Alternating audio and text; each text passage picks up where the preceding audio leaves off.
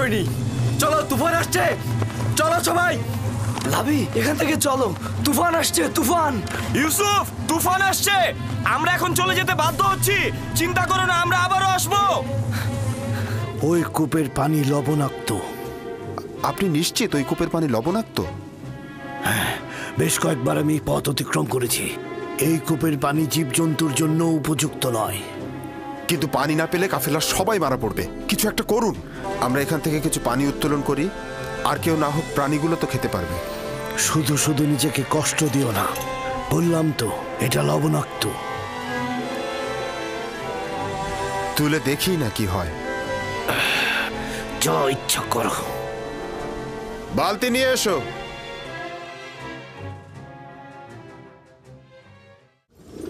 খোদা তাআলার এটাই ইচ্ছা, তুমি হবে বান্দাদের নাজাতের প্রতিনিধি। এই কাফেলার সঙ্গে দূরের কোনো দেশে চলে যাবে। তাহলে আমার আব্বাজানের কি হবে? আমি তো তাকে ভালোবাসি। তিনি অবশ্যই তোমার বিচ্ছেদে ধৈর্য ধারণ করবে, এটাই পরবর্তীকারের ইচ্ছা। আর কাফেলাদের কাছে তোমার ঠিকানা গোপন রাখবে। পারতপক্ষে তাদের প্রশ্নের খুব কম উত্তর দেবে। কিন্তু আমার পিতা তো আমার বিচ্ছেদ সহ্য করতে পারবে না। বিচ্ছেদের শোক তো মৃত্যুর শোকের চাইতেও উত্তম। যদি পিতার কাছে ফিরে যাও, তোমার ভাইরা তোমাকে হত্যা করবে। সুতরাং নীরব থাকো, পরবর্তীকারের ইচ্ছার মূল্যায়ন করো।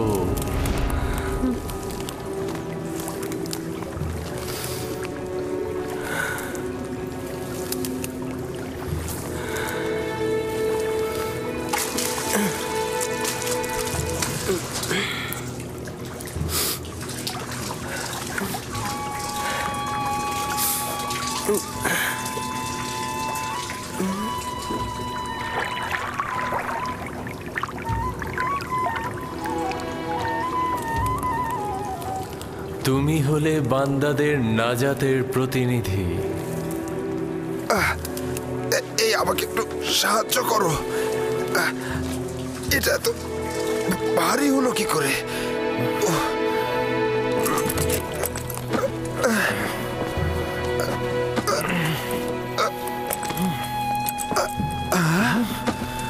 আরে আরে, এই বালতির মধ্যে এটা কি? জানাবে মালিক, তুমি কি ফেরেশতা না ইনসান? ওঠো।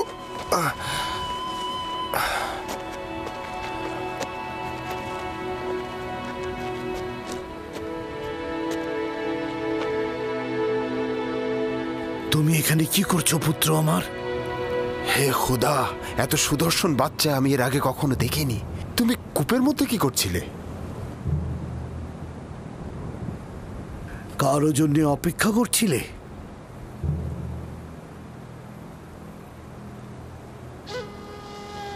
নীরব কেন আছো?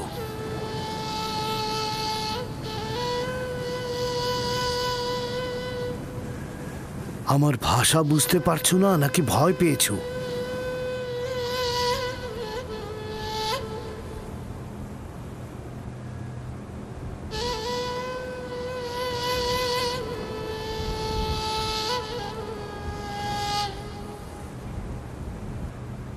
সব কিছু বলে শেষ করার আগেই ওর মুখটা বন্ধ করে দিতে হবে।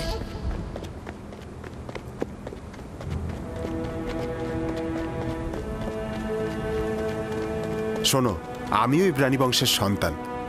তুমি আমাদের দেখে ভয় পেও না বালক। ভয় পেও না পুত্র আমার, এখানে কেউ তোমাকে আঘাত করবে না। কথা বলো, তোমার নাম কি? ইউসুফ।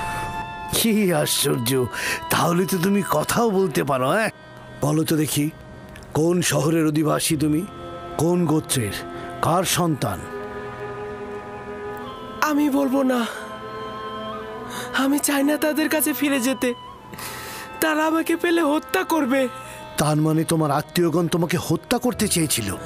ওরাই আমাকে এই কূপে ফেলে দিয়েছিল।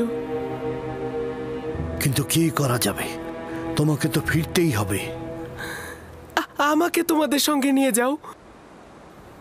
আমি বাড়িতে ফিরতে চাই না।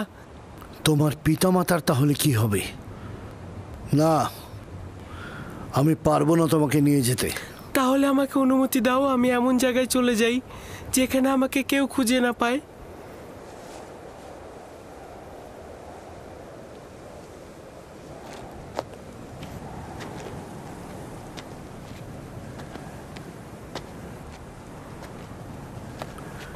এই বাচ্চাটাকে নিয়ে কি করা যায় ফায়েক?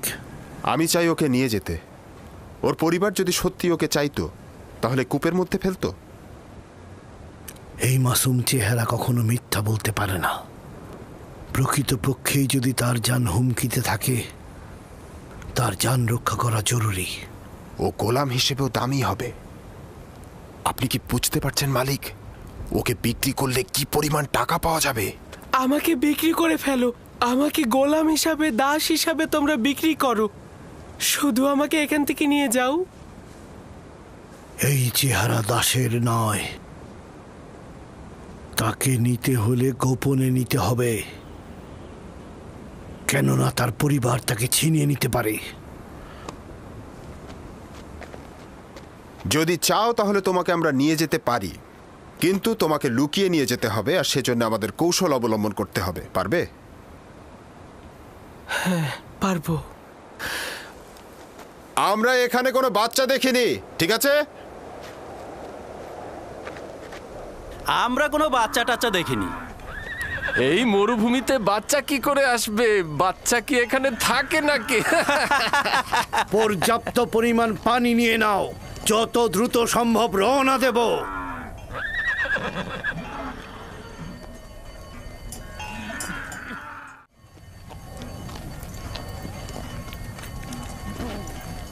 এরা কারা? এরা দস্যু নয় তো? সবাই অস্ত্র নিয়ে প্রস্তুত হও।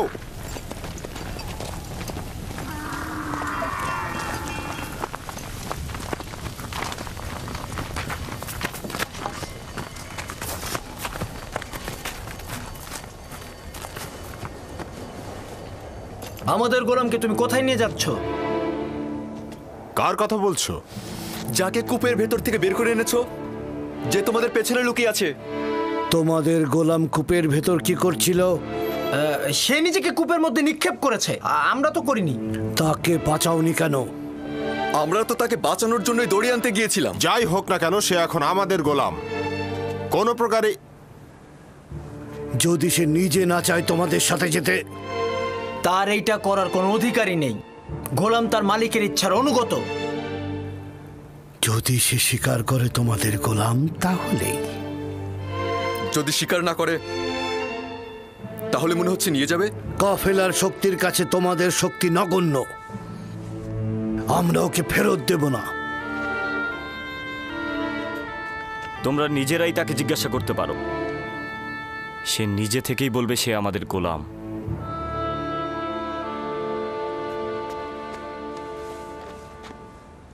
তুমি এদের ভয় পেও না, তোমার কোনো ক্ষতি করতে পারবে না এরা। শুধু বলো, তুমি কি এদের গোলাম? আমাকে মিথ্যা বলার শিক্ষা দেওয়া হয়নি।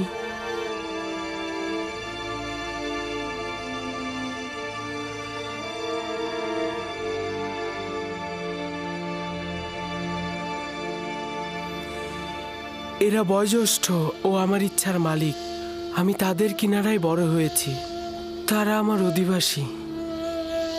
শুনলে তো, সে নিজেই বলেছে সে আমাদের গোলাম। ওর কথায় এখনো কিছু স্পষ্ট হয়নি। তুমি নির্ভয়ে আমাকে বলো, তুমি কি এদের গোলাম?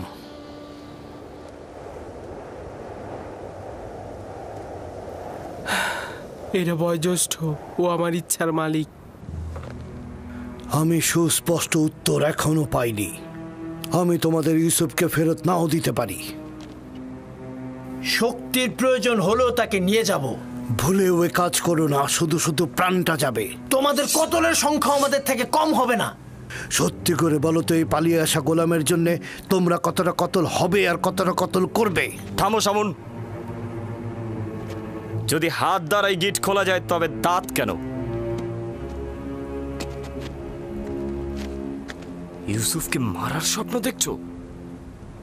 তোমাদের এই জোরাজোরির পেছনে যে কারণটা আছে সেটা আমি ভালো করে বুঝতে পারছি। যদি চাও তবে এখানেই সবকিছু ফাঁস করে দেব, আর নইলে কাফেলার সঙ্গে ওকে যেতে দাও। আপাতত বিজয়ের পতাকা তোর হাতে, কিন্তু সব সময় তোর সাথে আমার একটা হিসাব হবে।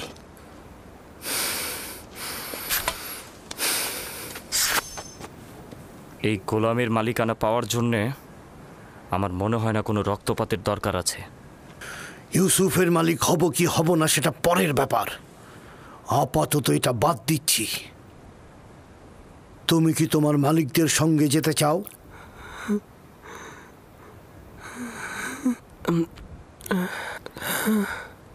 কি মনে মনে আমতা আমতা করছিস? যদি রাজি না থাকিস তবে সরাসরি বলে দে। আমরাও পালিয়ে আসা গোলামের জন্য এত আগ্রহী নই। আমরা ওকে বিক্রি করে দিতে চাই। আপনারা কি ওকে কিনতে চান? হঠাৎ এই সিদ্ধান্ত গ্রহণের কারণ জানতে পারি? কিছুটা তো কারণ আছেই। আমরা ওর পিছনে ঘুরতে ঘুরতে ক্লান্ত হয়ে গেছি, সেজন্য। ওর মূল্য কত চাও? 1000 দিরহাম। যদিও এর চেয়ে সে বেশি মূল্যবান, কারণ সে সুদর্শন ও বুদ্ধিমান। 1000 দিরহাম? তা ওই পালিয়ে আসা ভবঘুরে গোলামের জন্যে? না, আমি এত টাকা প্রদান করতে পারবো না। নেই চাই দিতে পারবো না। যা ছিল সব ব্যবসায়িক জিনিসপত্র কিনে শেষ করে ফেলেছি। ইউসুফকে দূরে পাঠানো আমাদের লক্ষ্য, ব্যবসা নয়। কি সমস্যা? চুপ থাক। কেন আমরা আমাদের লাভ ছাড়বো?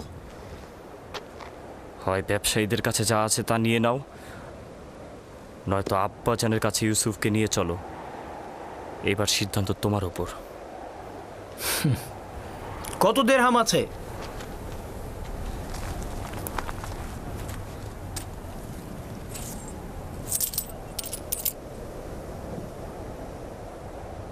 সব মিলিয়ে 18 দিরহাম। জানি ইউসুফের জন্য এটা পর্যাপ্ত নয়।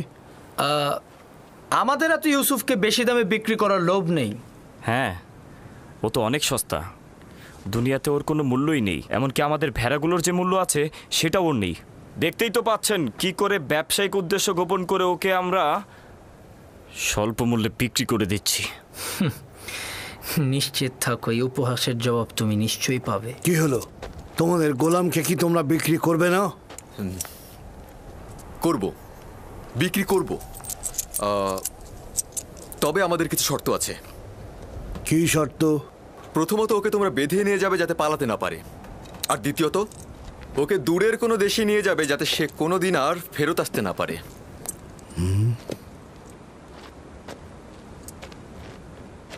যদি একবারের জন্য তোকে ক্যানানে দেখি আমি, তবে জিন্দা ফিরতে পারবি না।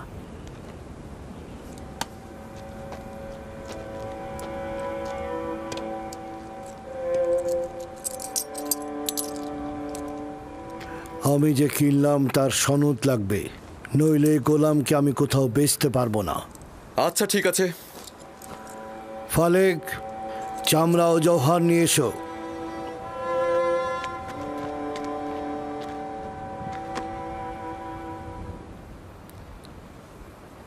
চিন্তা করিস না, এরা আমাদের চেয়ে উত্তম। তাদের সাথে চলে যা। এখানে অনেক বিপদ আছে।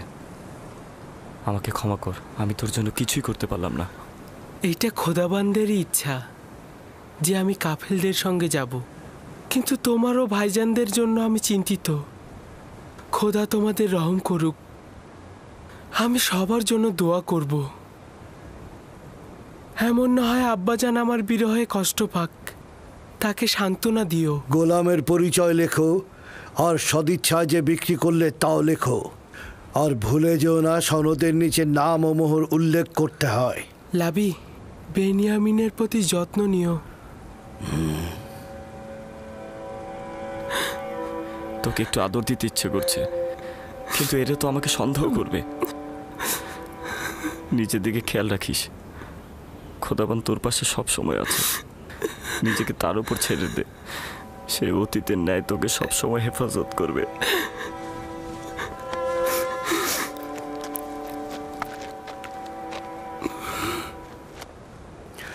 গোলামের হাত বেঁধে ফেলো। যদি পালিয়ে যায় তো তুমি দায়ী থাকবে। সনদটি সিন্ধুকের মধ্যে রাখো। আমরা এখনই রওনা হব।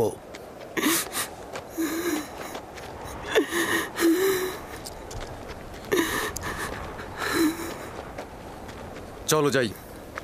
যাব, তবে নিশ্চিত হয়েই আমাদের যেতে হবে।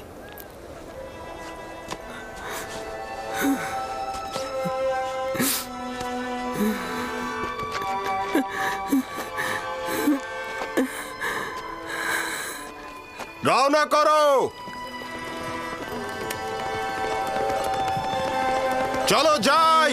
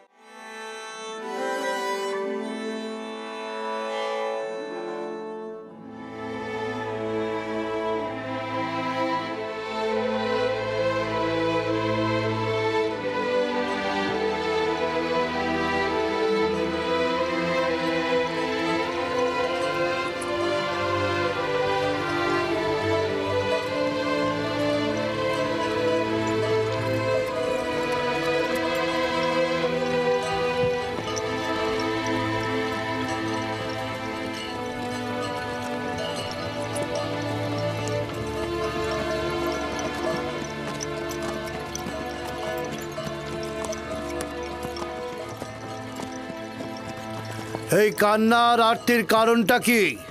যদি আমার বিক্রেতাদের সঙ্গে খোদা হাফেজি করতে পারতাম, কেউ আমার সাথে খোদা হাফেজি করলো না। আজব, আমি তো তাদের মধ্যে তোমার জন্য কোনো দয়াই দেখলাম না। আর তোমারও তো তাদের জন্য ভয় ছাড়া আর কিছুই ছিল না। আর তুমি কিনা তাদের সাথে খোদা হাফেজ করার জন্য ব্যাকুল। এটা কি ধরনের আসক্তি? যদিও তারা আমাকে অনেক ঘৃণা করে, কিন্তু আমি তো তাদেরকে অনেক ভালোবাসি। তোমার জন্য এটাই ভালো হবে অতীতের সবকিছু ভুলে যাওয়া, কারণ আজ থেকে তুমি আমার গোলাম।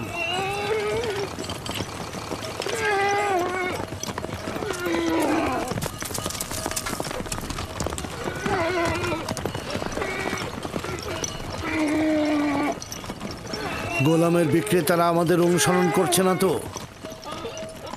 জানি না কি ছলচাতুরি তার সঙ্গে করা হলো। না ওরা আমাদের সঙ্গে গোলমাল করতে চাইলো, না সহজে গোলামটাকে ছেড়ে দিল, আবার মাত্র 18 দিরহামে বিক্রিও করে দিল। আমিও ঠিক বুঝলাম না ওরা কি চাইছিল।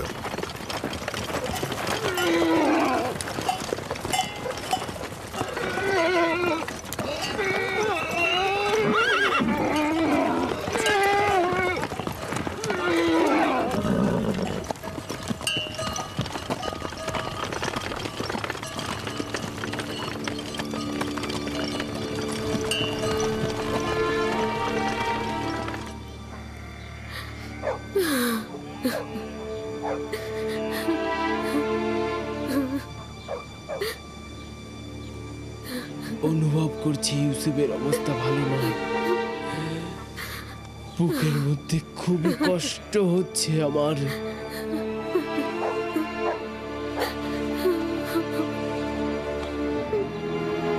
আরেকটা দিন শেষ হতে চলল। ইয়াকুব এখনো অপেক্ষায় বসেই আছে। যদি খোদাবন্ধ সদয় হন তো তবেই ইয়াকুব শান্ত হবে।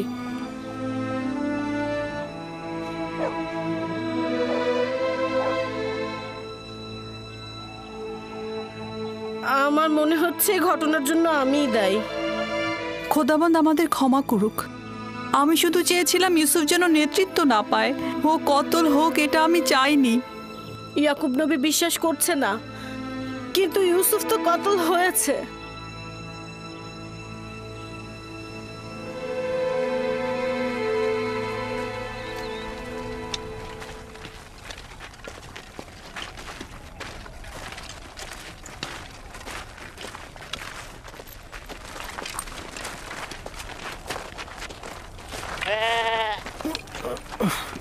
কি হলো?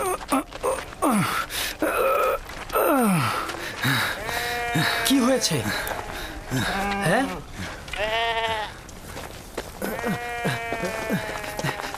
নেকড়ে হামলা করে অনেকগুলো ভেড়া মেরে ফেলেছে। তাহলে তুই এখানে কি করছিলি? মরে গিয়েছিলি।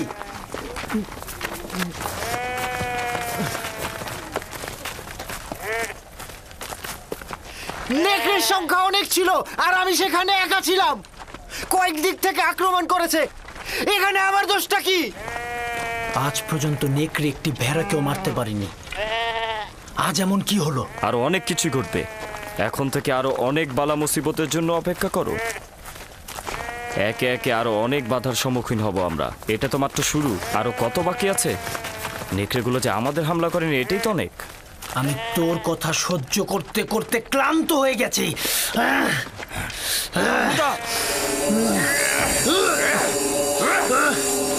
অনেক সহ্য করেছিল আমি। আমাকে মার শামুন।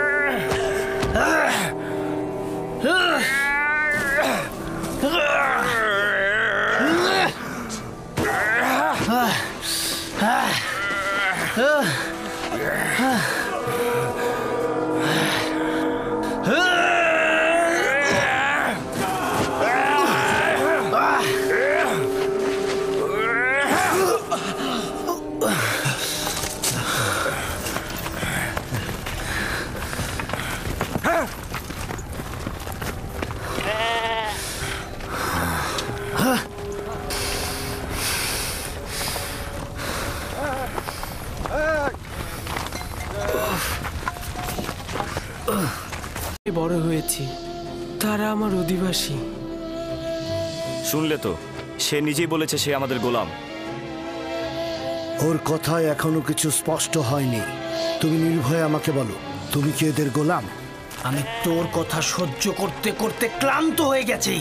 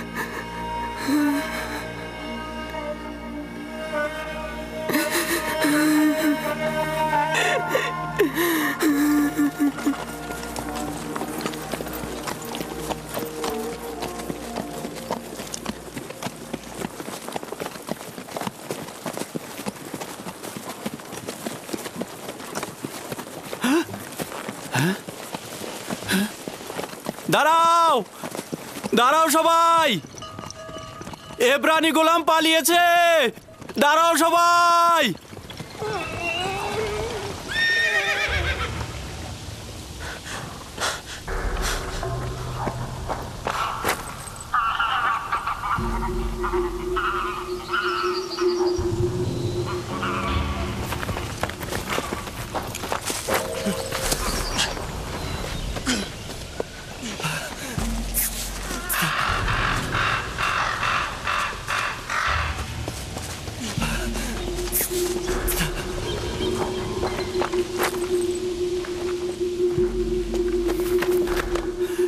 ইউসুফকে দেখেছো?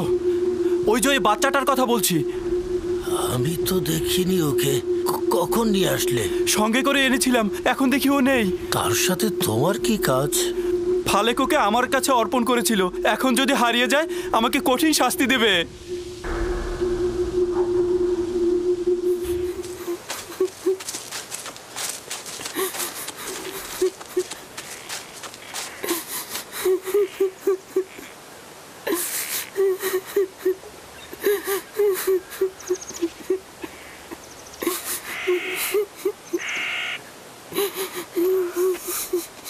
পালিয়ে আসিস এখানে, আমার হাত থেকে পালাবি?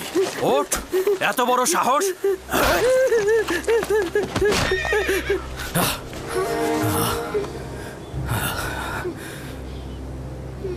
কি হলো আমার? আমার বুকের ভেতরটা না জানি আমার ইউসুফ কোথায় আছে, কোন বিপদে আছে। শান্ত হন খোদার নবী। আমার ইউসুফ কোথায় আছে, কেমন আছে আমার ইউসুফ?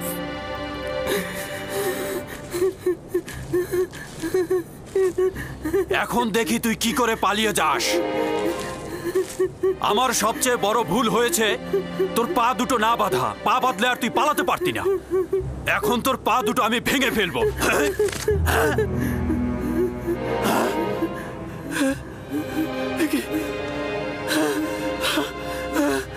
আমার হাত, আমার হাত।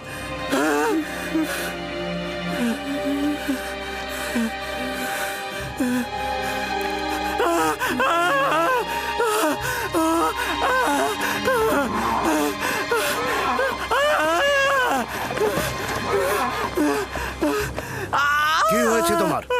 দেখি দেখি কিভাবে এমন হলো। আমি জানি না কি করে হলো, আমি কিছুই বুঝতে পারছি না। এমনি এমনি তো আর এরকম হওয়ার কথা নয়। ভারী কিছু তুলেছিলে নাকি পাথরে আঘাত করেছিলে? কিভাবে ব্যথা পেলে বলো? কাফেলার পেছনে এসে দেখলাম ওই গোলামটি নেই। তারপরে তাকে খুঁজতে গেলাম, আর তারপরে দেখি ও কবরের পাশে লুকিয়ে লুকিয়ে। ও খুব ব্যথা। আমি রেগে গিয়ে তাকে একবার আঘাত করতে গিয়ে আমার হাতের এই অবস্থা হলো। ওকে আঘাত করার পর এরকম হয়েছে? এত ছোট বাচ্চার কি ক্ষমতা রয়েছে তোমার আঘাত নেবার?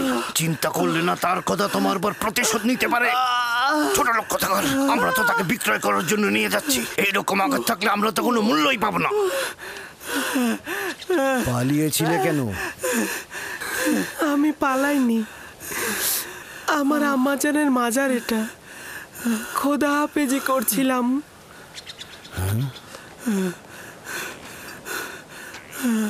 গোলামের নাম নিশানা নেই, কিন্তু জাঁকজমকপূর্ণ কবর দেখছি।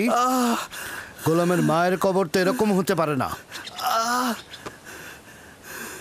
তুমি কে বলো তো?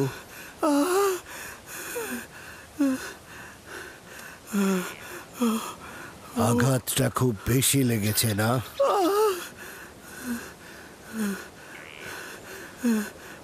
তুমি কি জানো তুমি পালিয়ে গেলে ওর উপর কি ঝড়টাই না যেত? ও আসলে খারাপ মানুষ নয়। আমার শাস্তির ভয় আসলে এরকম করেছে।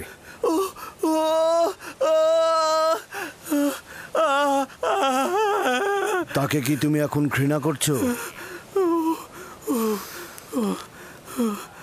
আমাকে ঘৃণা করতে শেখানো হয়নি। সাব্বাস পুত্র। যদি তাকে তুমি ক্ষমা করো তাহলে আমি তোমার বাঁধন খুলে দেব। আমাকে আর আঘাত করবে না তো?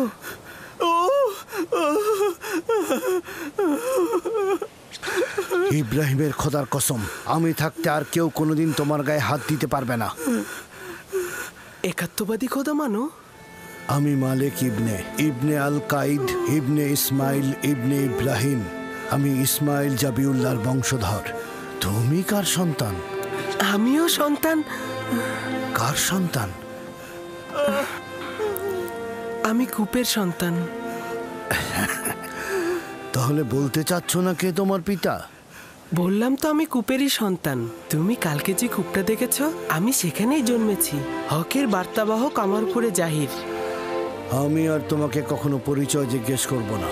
ইচ্ছে হলে পরিচয় দেবে, না হলে দেবে না, কিন্তু ওকে তুমি ক্ষমা করে দাও।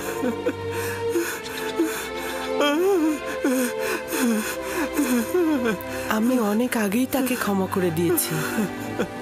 সাবাস পুত্র আমার, মায়ের কাছ থেকে বিদায় নাও, আমরা রওনা দেব।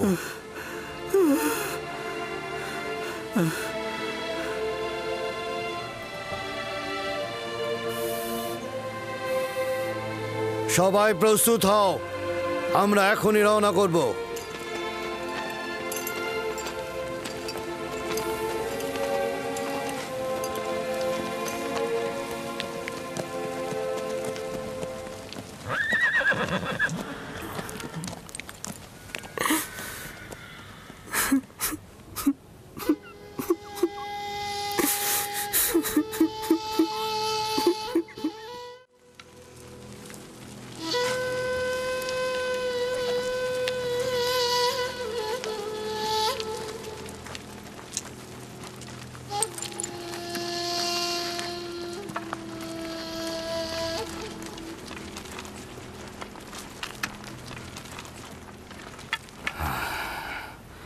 ইউসুফের কোনো খোঁজ পেয়েছো?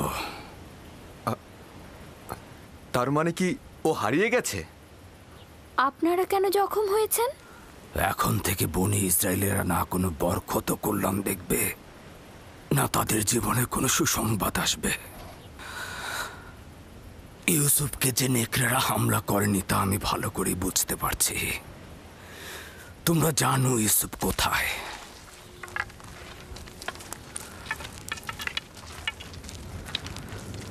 লাবি, আমি তোমার কাছে ইউসুফকে অর্পণ করেছিলাম। তুমি না থাকলে আমি ইউসুফকে মরুভূমিতে পাঠাতাম না। তুমি কেন লক্ষ্য রাখলে না?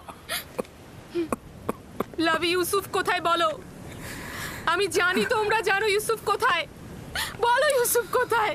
আমার ইউসুফকে এনে দাও, আমার ইউসুফকে এনে দাও, ইউসুফকে এনে দাও আমার। আমার ইউসুফ কোথায়? কোথায় আমার ইউসুফ? আমার ইউসুফকে এনে দাও। এসব বন্ধ করো। আমার ইউসুফকে এনে দাও। ওকে ছেড়ে দাও লিয়া, ছেড়ে দাও।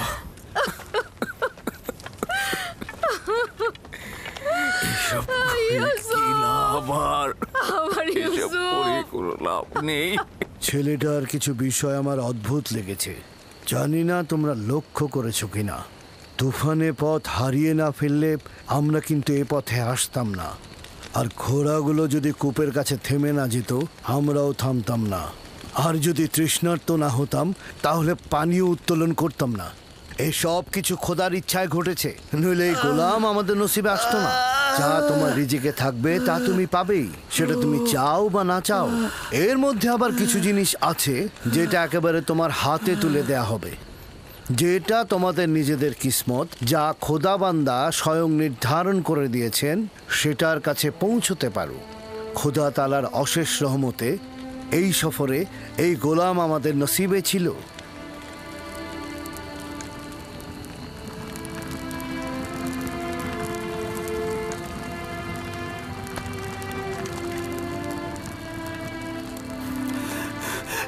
ইশতারে খোদা, আমাকে নাজাত দাও। ইশতারে খোদা, আমাকে নাজাত দাও।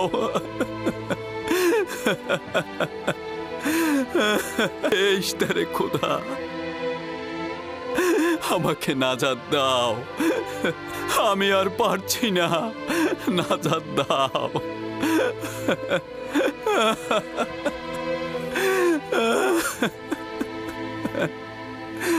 নাজাত দাও।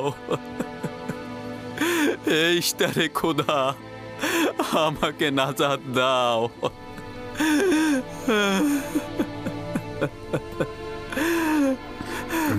মহান ইশতার, নাজাত দাও।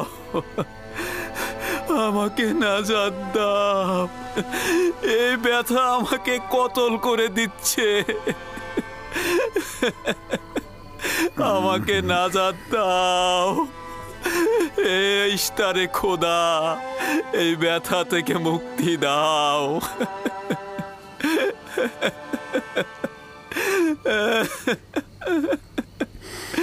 নাজাত দাও,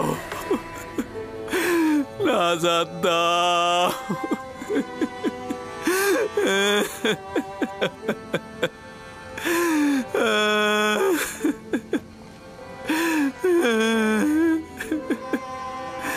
আমাকে এই ব্যথা আমাকে কতল করে দিচ্ছে। আমাকে মুক্তি দাও, মুক্তি দাও।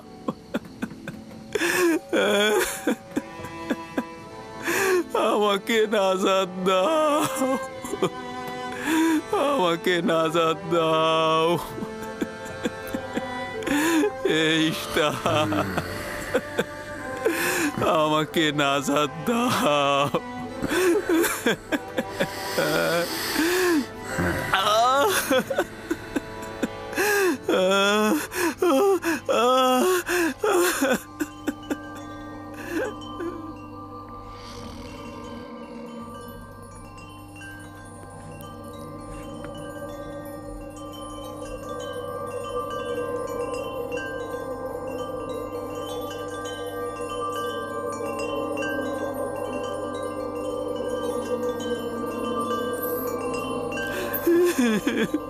আমাকে মুক্তি দাও, এই ব্যথা থেকে মুক্তি দাও। এই ব্যথা আমাকে কতল করেছে। আমাকে নাজাত দাও।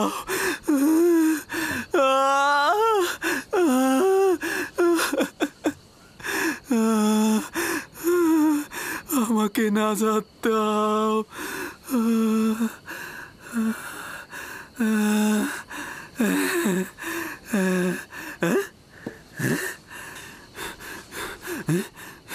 তুমি কি করলে?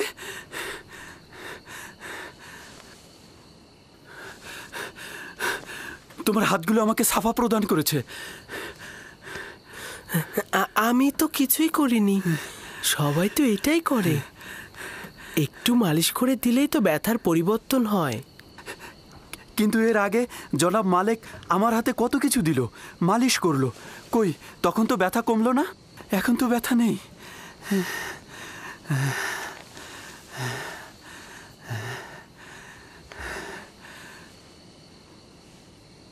আসমানের দিকে তাকিয়েছিলে। তুমি কি তারকা পূজারী? তারকা যা দিনের বেলায় দেখা যায় না, তাকে কি পূজা করা যায়? যদি তাই হয় তাহলে চন্দ্র আর সূর্যকেও পূজা করো না, কেননা চন্দ্র দিনের বেলায় আর সূর্য রাতে অদৃশ্য হয়ে যায়। এই সব কিছু সৃষ্টির মূলেই আমার খোদা। তিনি অনন্তকালের খোদা, এক এবং অদ্বিতীয়। তুমি দেখছি ছোটকাল থেকেই আমাদের খোদার চেয়ে আরো উত্তম খোদা নির্বাচন করেছ। তোমার খোদা এমনই, যিনি তোমাকে ভালোবাসেন, আবার তোমার দোয়াও কবুল করে নেন। আর এটাও নাকি মাবুদ? কত কষ্ট সহ্য করলাম, এত আহাজারি করলাম, কিন্তু কিছুই করতে পারলো না। তুমি আমার ব্যথা লাঘব করেছো, আমি তোমার কাছে কৃতজ্ঞ।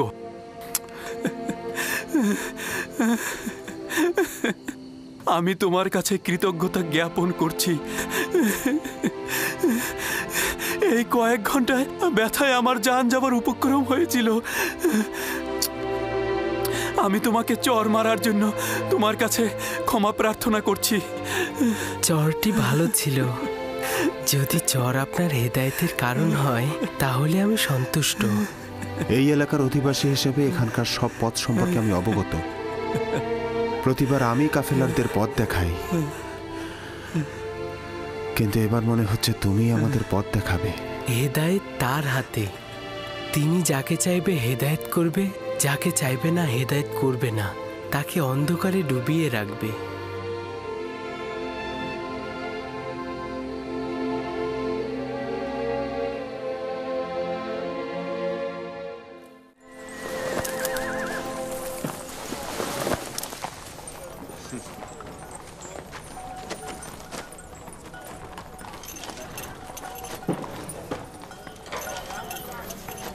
আমি জানি না এই ছেলেটি কে, কিন্তু গত রাতে ওকে দোয়া পড়ে কাশ্মীরকে সাফা দিতে দেখেছি।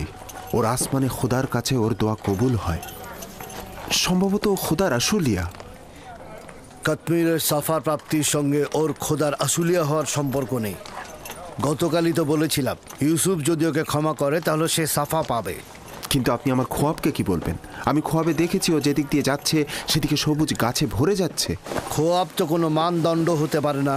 তুমি একাত্মবাদী খোদাকে চেনো না। কেউ যদি জুলুম করে সে শাস্তি পাবেই। তাকে অবশ্যই খোদাবন্ধ শাস্তি দেবে, হয় এই দুনিয়ায় নয়তো পরের দুনিয়াতে। জুলুমকারীর শাস্তি অবশ্যই হবে।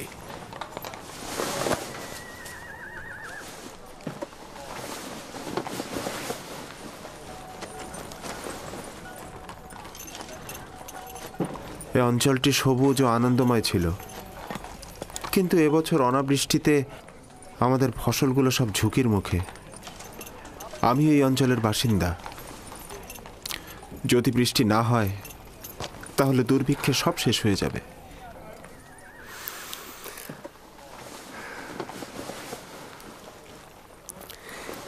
খোদাবান তার বান্দাদের উপরে রহম করবেন। জনাব মালিক, একজন কাফেলার অবস্থা খুবই খারাপ, আপনি একটু দেখবেন।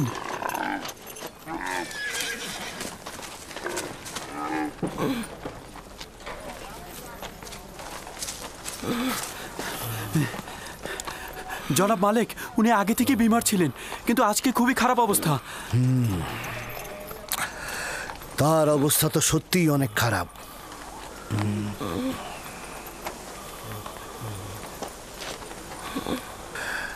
তার তো নিঃশ্বাস আসছে আর যাচ্ছে। এই যাত্রায় তো মনে হয় না আর টিকবে।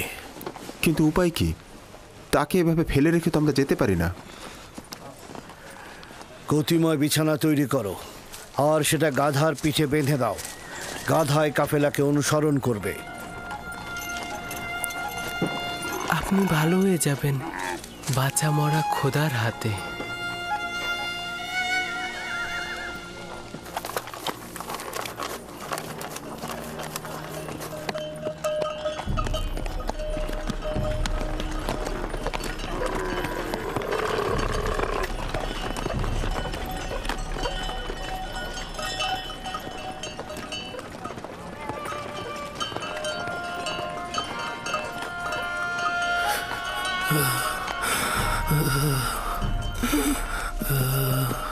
প্রিয় পুত্র আমার, আমার আর সময় বেশি নেই।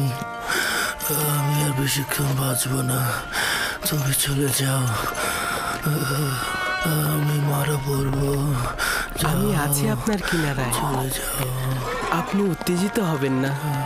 মৃত্যু ও জীবন খোদার হাতে, তিনি কাউকে নিরাশ করেন না।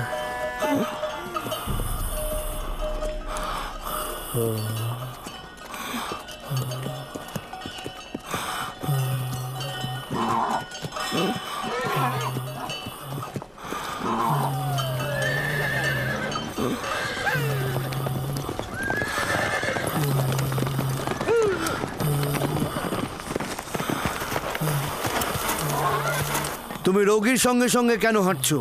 আমিও নিষেধ করেছি, কিন্তু আমার কথা শুনছিই না। আমি তাকে একা রেখে যেতে পারবো না। আপনি অনুমতি দিন, আমি তার সঙ্গে থাকবো। তার বিমারি কঠিন পর্যায়ে গিয়েছে, এখানে তো তোমার কিছু করার নেই।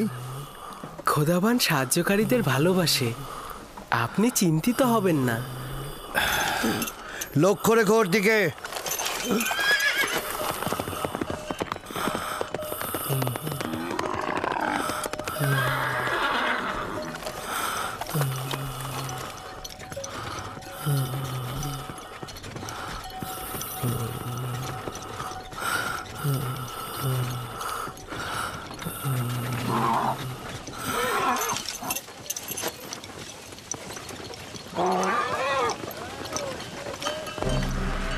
জনাব ফালেক, দেখুন কি অদ্ভুত ঘটনা, উনি একেবারে সুস্থ হয়ে গেছেন। আপনি সত্যি? ওঠ, এত বড় সাহস!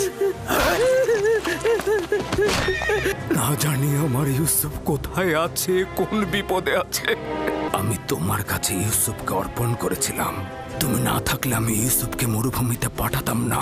এই ব্যথা আমাকে কতল করেছে, আমাকে নাজাত দাও। তুমি কি করলে?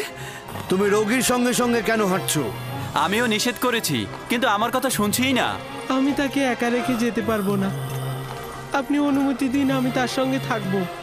তার বিমারি কঠিন পর্যায়ে গিয়েছে। আপনি চিন্তিত হবেন না। লক্ষ্য রেখো ওর দিকে।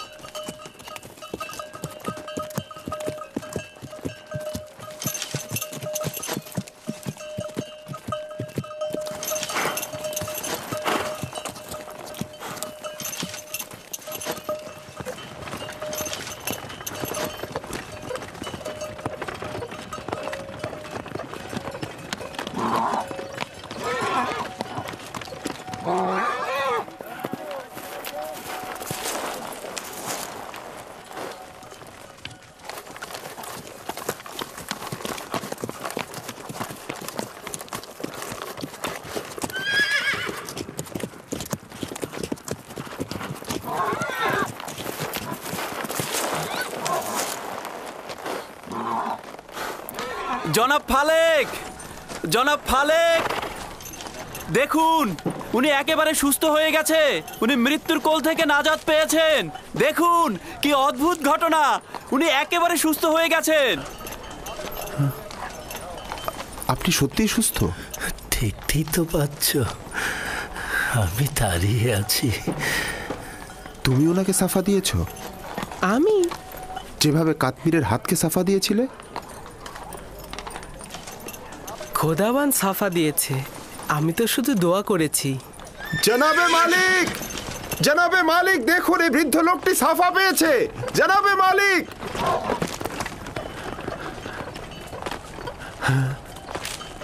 আচ্ছা, তুমি এই বিমার লোকটির সাথে থাকার জন্য কেন জোরাজুরি করছিলে? আমিও তোমার মতো পথ প্রদর্শক। ভালো প্রদর্শক সেই যে সুস্থভাবে কাফেলারদের মাকসাদে পৌঁছে দেয়।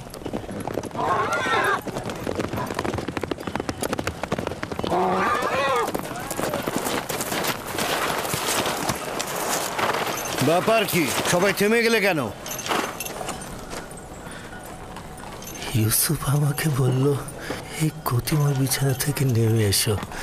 আমি নেমে আসলাম। তুমি তো দেখতেই পাচ্ছ আমি এখন সম্পূর্ণ সুস্থ।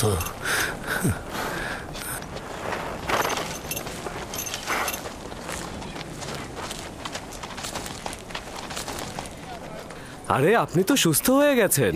ইউসুফ আমার জীবন বাঁচিয়েছে, আমি ওর কাছেই ঋণী।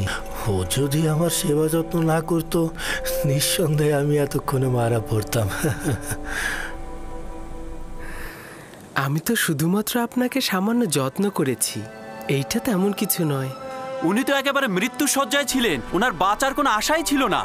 আমি জানি না তোমার খোদা কেমন খোদা, শুধু এইটুকু জানি তিনি অনেক শক্তিশালী আর তোমাকে অনেক ভালোবাসেন। তুমি আমার জন্য দোয়া করলে আর তোমার দোয়াতেই আমি ভালো হয়ে গেলাম। তোমার খোদা তোমার দোয়া কবুল করে আমাকে সুস্থ করে দিলেন।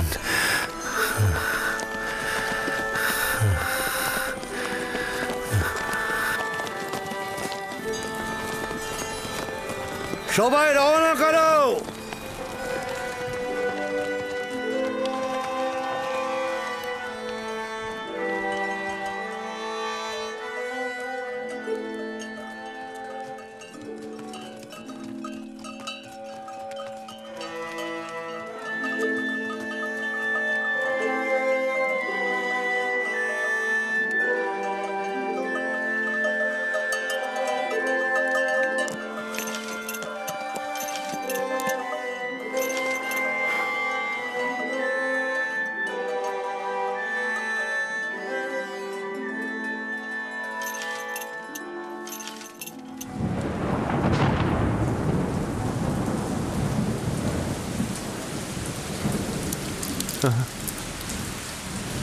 এই বৃষ্টি নিশ্চয়ই ইউসুফের ওসিলাই হচ্ছে।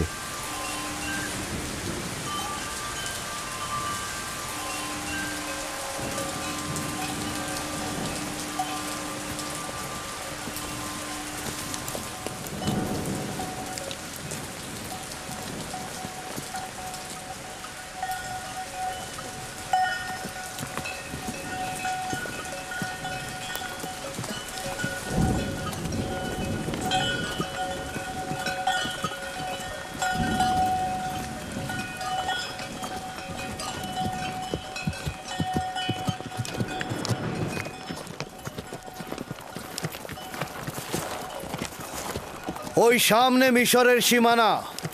খুব বেশি সময় লাগবে না, অর্ধ দিনের মধ্যেই আমরা ওইখানে পৌঁছাবো।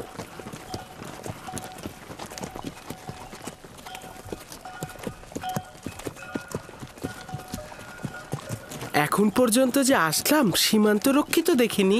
কেনান, হেজাজ সহ এই সকল এলাকায় গোত্রভিত্তিক প্রশাসন ব্যবস্থা রয়েছে। এদের আয়তন এবং সীমানা সুনির্দিষ্ট নয়, কিন্তু মিশর প্রাচীন সভ্যতার অধিকারী এবং সুশৃঙ্খল সামরিক বাহিনীর অধিকারীও বটে। তবে সীমান্তের অধিকাংশ জায়গাতেই এদের প্রহরী রয়েছে। মিশরের ফেরাউন পৃথিবীর সর্বাপেক্ষা শক্তিশালী শাসক।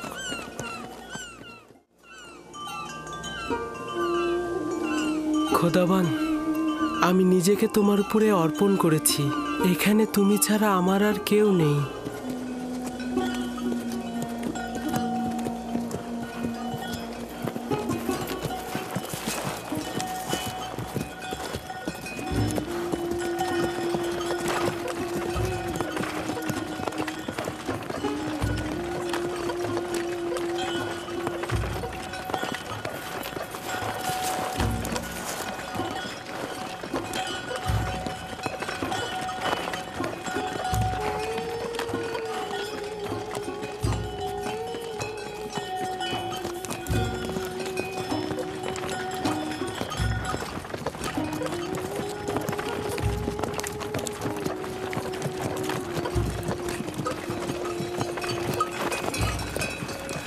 এটাই হচ্ছে মিশরের সীমান্ত।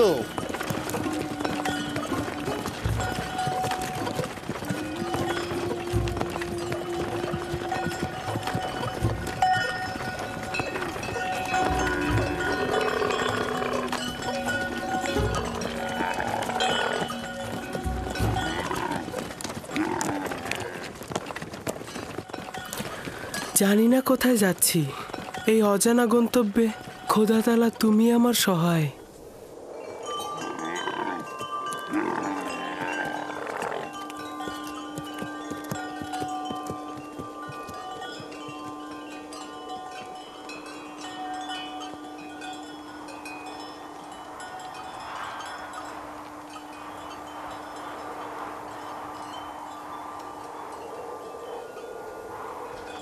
এই দাঁড়াও! তোমরা কারা? কোথা থেকে এসেছো? মালেক ইবনে জার, বাবেল থেকে।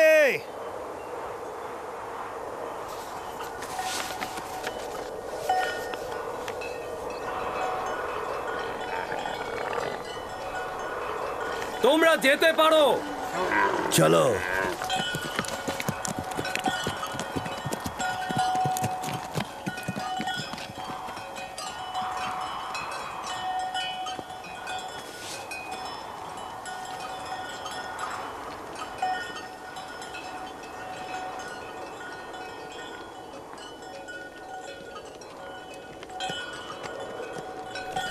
ওরা কি আপনাকে চেনে? হ্যাঁ, চিনবে না কেন? আমরা অনেক বছর ধরেই মিশরে ব্যবসার কাজে যাই। মিশর অনেক প্রাচীন আর সুসভ্য দেশ। শাম আর ক্যাননের সাথে মিশরের পার্থক্য অনেক। আজব ধরনের পোশাক পরেছিলেন, তাই না? হ্যাঁ, ওদের মাথার মুকুটটা একদম গোখরো সাপের মতো। এটা সর্পের ভূমি বলে প্রসিদ্ধ। মিশরবাসীদের ধারণা যে একটা আজদাহা সাপ এই ভূমিকে রক্ষা করে চলেছে।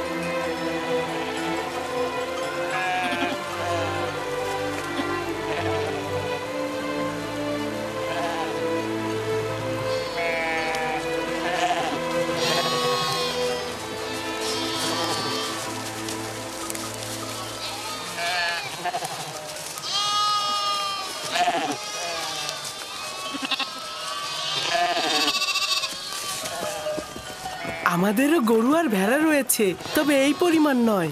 এরা অনেক সম্পদশালী না? এই যত সবুজ ফসলি জমি আর পশুর পাল দেখছো, সব কিছুর মালিক ওদের দেবতা আমুন, মানে আসলে মন্দিরই এগুলোর মালিক। বাকিটার মালিক ওদের রাজা আমুন হতে। এখানে জনগণের নিজের কোনো সম্পত্তি নেই। তার মানে মিশরের খোদার গরু আর ভেড়া রয়েছে? সবকিছু ওই খোদারই, কোনো আপত্তি নেই তো? প্রকৃত খোদা তিনি, যিনি সবকিছু সৃষ্টি করেন, কিন্তু নিজের জন্য নয়।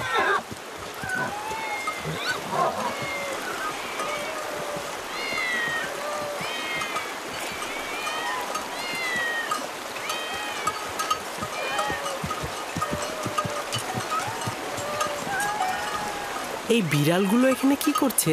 এই শহরের লোকদের খোদা হলো বিড়াল। এটাই এই শহরের মন্দির, শহরের ঠিক মুখে। এই শহরের মানুষ বিড়াল খুব ভালোবাসে।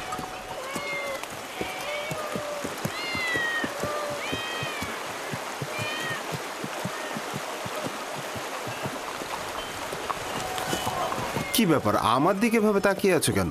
আমি কিন্তু বিড়াল পূজারী নই।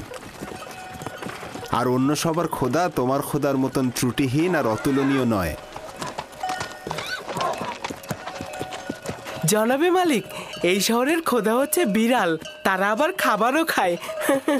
খুব বেশি অবাক হয়েও না, এই অঞ্চলের খোদারা জীব জন্তু চারণভূমি এমনকি স্ত্রী সন্তানেরও মালিক।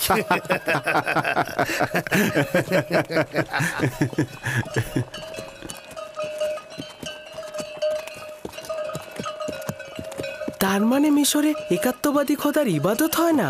এখানে এক খোদার ইবাদত অপরাধ।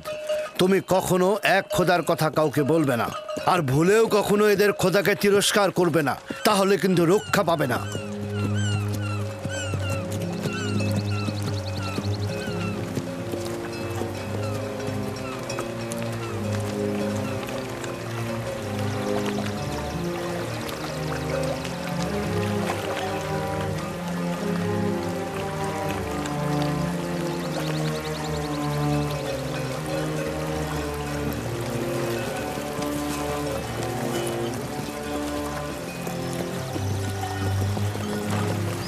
কত বড় নদী! এটা কি নীল নদ? এটা ছোট নীল, নীলেরই একটা শাখা। নীল নদ এর চেয়ে আরো অনেক বড় আর পবিত্র।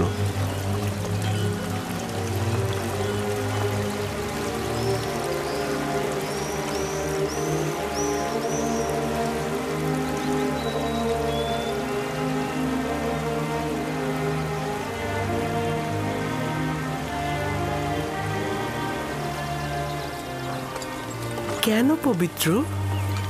মিশরের লোকজন সবকিছুই নীল নদ থেকে পেয়েছে। নীল নদ না থাকলে মিশরও থাকতো না। তবে এখনো কেউ এই নীলের সূচনা স্থল দেখেনি। বলা হয় মিশরের খোদা এর উৎপত্তি স্থলটা জানেন। এই নদী দক্ষিণ দিক থেকে উত্তরে প্রবাহিত হয়েছে এবং ভূমধ্য সাগরে গিয়ে মিশেছে।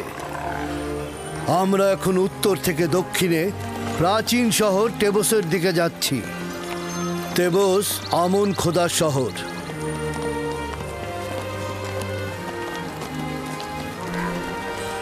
নীলের ওই পাশটা পশ্চিমে মৃত ব্যক্তিদের দুনিয়া। ওই যে বড় পিরামিডগুলো মিশরের ফেরাউনের সমাধি। এটাকে মমফিস বলা হয়। এই জায়গা থেকে নীল নদ বিভিন্ন শাখা প্রশাখায় বিভক্ত হয়েছে।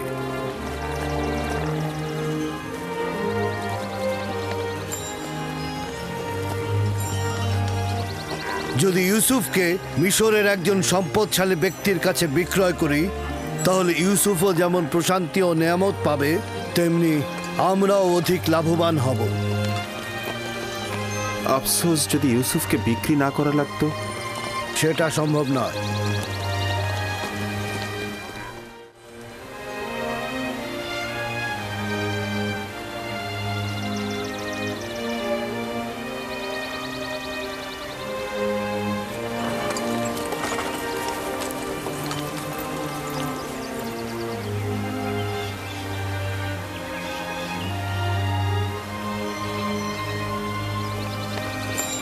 আমরা দক্ষিণের দিকে যাব। সম্মুখে একজন মৃত ব্যক্তির সমাধি দেখা যাচ্ছে। ওই যে পশ্চিম দিকে দেখো। এই নৌকাটি মিশরের প্রাচীন ঐতিহ্যের প্রতীক। কোনো সম্ভ্রান্ত ব্যক্তি মারা গেলে এইভাবে নৌবহর সাজিয়ে নদী পরিভ্রমণ শেষে নির্ধারিত স্থানে তাকে সমাহিত করা হয়। ওই যে দূরে অনেকগুলো দরজা দেখছো, ওটা এই নগরীর প্রধান ফটক। আমরা ওই পথ দিয়ে প্রবেশ করব।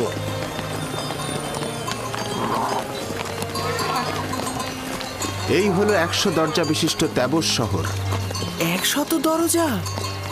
আসলে দরজা 10টার বেশি নেই, কিন্তু মুসাফিরগণ এই শহরকে তাদের নিজেদের চোখে দেখে।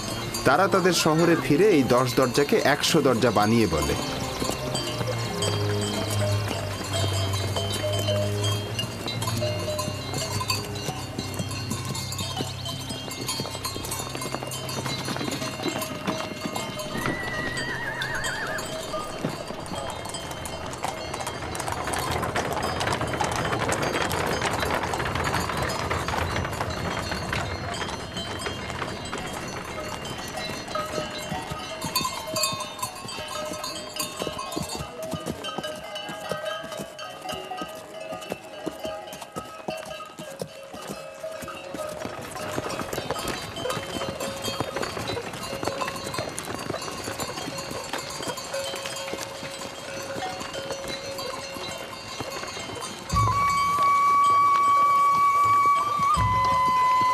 মালেক ইবনে জার, বাবেল থেকে।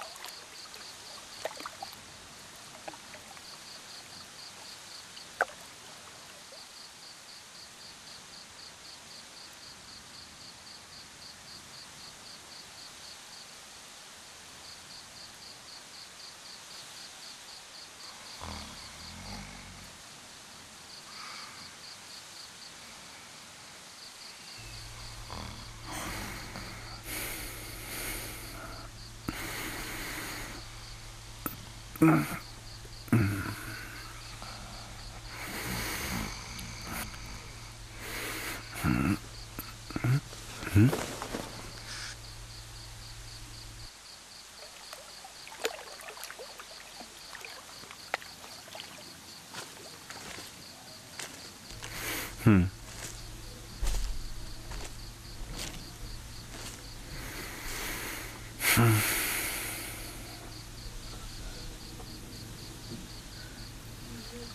হয়েছে?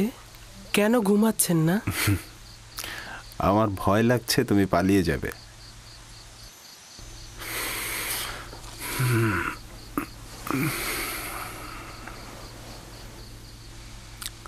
আসলে তুমি কে? তুমি খুব সাধারণ কেউ না। আমি তো পূর্বেও এর উত্তর দিয়েছি।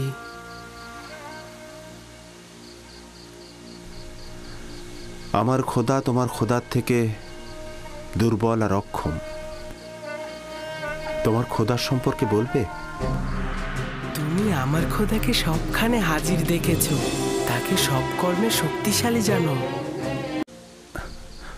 তোমার খোদা হাজির, তোমার খোদা নাজির। আমি সবখানে তার অনুগ্রহ দেখেছি। কত সহজেই তুমি তার সাথে সম্পর্ক স্থাপন করো। সে তোমার ডাকে সাড়া দেয়, তোমার দোয়া কবুল করে। তোমার অন্য ইনসানের সাথে কুদরতের পার্থক্য রয়েছে। তুমি কে? খোদা ভালো কাজে সাড়া দেয়, সহযোগিতা করে। তোমার এই খোদাটা কে যে সব জায়গায় তোমার সহযোগী? তুমি তো এতক্ষণ তার বর্ণনায় দিলে। তার প্রতি আমি ঈমান আনতে চাই। তুমি ঈমান এনেছো, তার প্রতি তো তোমার ঈমান রয়েছে। আমার ঈমান রয়েছে?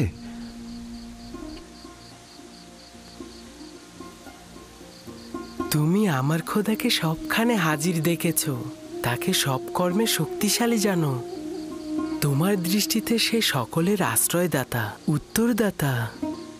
নিজের খোদাকে তুমি দুর্বল ও অক্ষম আখ্যায়িত করেছো, এগুলোই ঈমান। তার মানে আমিও তোমার মতো এক খোদার ইবাদতকারী? কাশ্মীরের ছাপা পাওয়ার রাতেই তুমি ঈমান এনেছিলে। আমি তো তোমার কথা শুনে বুঝতে পেরেছিলাম। তুমি কে? সত্যি করে বলো, তুমি কে? তুমি আমাদের সম্পর্কে এত অবগত? তোমাকে তোমার এক খোদার কসম, সত্যি করে বলো তুমি কে? বলো। কসম দিও না, বলার অনুমতি নেই আমার। আমার ইচ্ছায় কিছুই হচ্ছে না, সব কিছু খোদা তাআলার ইচ্ছাই হচ্ছে। এবং সেই পবিত্র ইচ্ছা পূরণের জন্যই তিনি আমাকে মিশরে এনেছেন। পবিত্র ইচ্ছা? আমাকে কিছুটা তো বলো। আমি জানি না, ভবিষ্যতে অবশ্যই জানবেন। আমি চাই না মালিক তোমাকে বিক্রি করুক। আমি অবশ্যই বাধা দেব। খোদাবান সব বিষয়ে অবগত। যদি তিনি আমাকে গোলাম হিসেবে চান, আমি রাজি।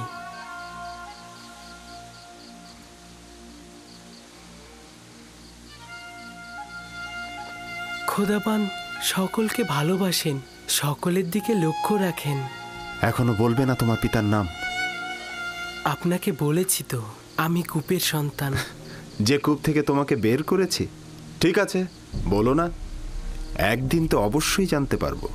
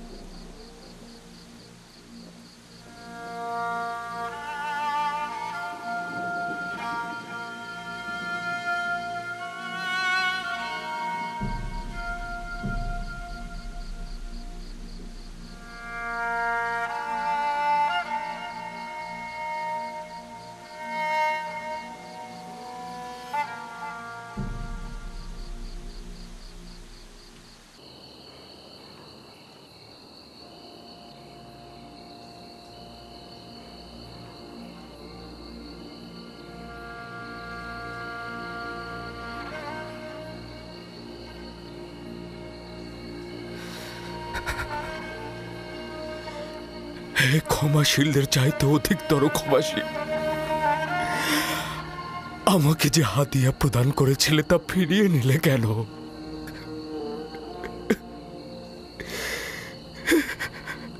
বিজ্ঞজনেরা যা প্রদান করে তা ফিরিয়ে নেয় না, তুমি এটা ফিরিয়ে নিলে কেন? আমার ইউসুফকে তুমি ফিরিয়ে দাও। হে খোদা, আমার ইউসুফকে ফিরিয়ে দাও।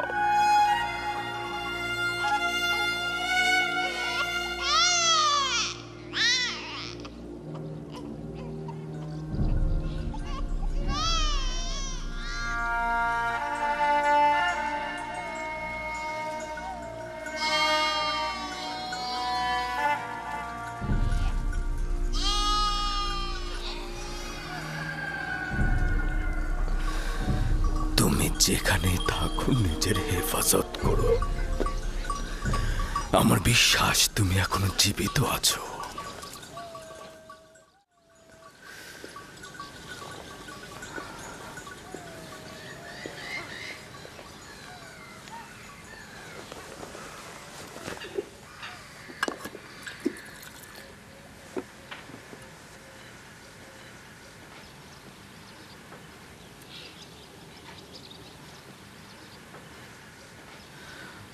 আর একবার তোমার পুত্রদেরকে জিজ্ঞেস করো ইউসুফের সাথে তারা কি করেছে। আমার বিশ্বাস তারা তাদের ভুল এবার স্বীকার করে নেবে, তারা সত্যটা বলবে। আপনার কেন এমন মনে হচ্ছে যে ইউসুফ মৃত্যুবরণ করেনি? দুইটি দলিল। প্রথমত, নেকড়েরা ইউসুফের জামা ক্ষতবিক্ষত করেনি, আর দ্বিতীয়, আমার মন বলছে ইউসুফ এখন জীবিত আছে। খুবই ভালো। যদিও জানি কোনো আশা নেই, তারপরেও আমি জিজ্ঞেস করব।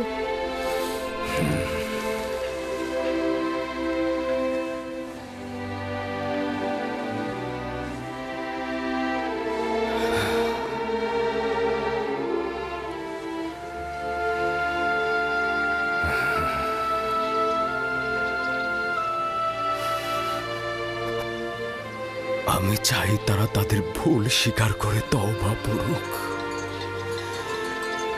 সম্ভবত খোদা তারা তাদের গুনাহ মাফ করে দেবে। নিজের চোখে দেখিনি, কিন্তু সবকিছু দেখে আমাদের মনে হয়েছে ইউসুফকে নেকড়েরাই খেয়েছে। আর এটা কতবার বলবো? যদি দরকার হয় তাহলে 1000 বার বলবে তুমি। তুমি যদি ছোট থাকতে তাহলে মিথ্যে বলার জন্য তোমাকে চাবুক পেটা করতাম। যদি নেকড়েরা ইউসুফকে ছিন্ন ভিন্ন করে থাকে তাহলে তার পিরান কি করে ঠিক থাকলো? আরে বাবা, তা আমরা কি করে বলবো? আমরাও তো বুঝতে পারছি না এটা কি করে ঘটলো। তোমাদের সবাইকে অভিশাপ দিচ্ছি, তোমরা সবাই মিথ্যে বলছো। নেকড়েরা ইউসুফকে কিচ্ছু করেনি। মানুষরূপী নেকড়েরা ইউসুফকে ছিঁড়েছে, মানুষরূপী।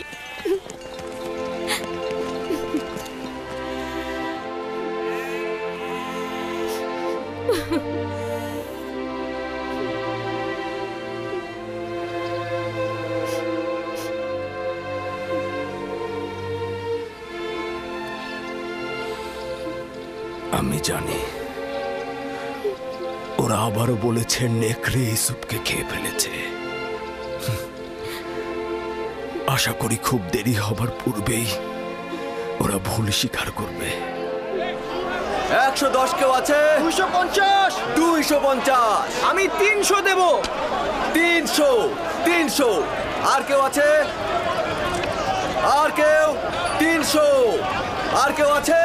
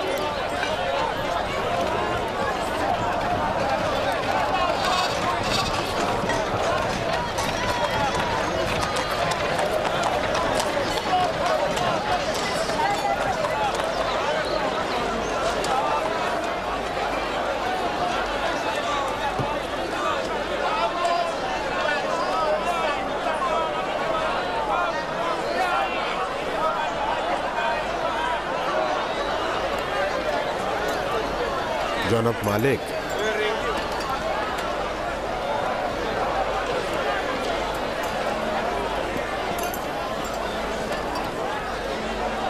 ওকে বিক্রি করবেন না।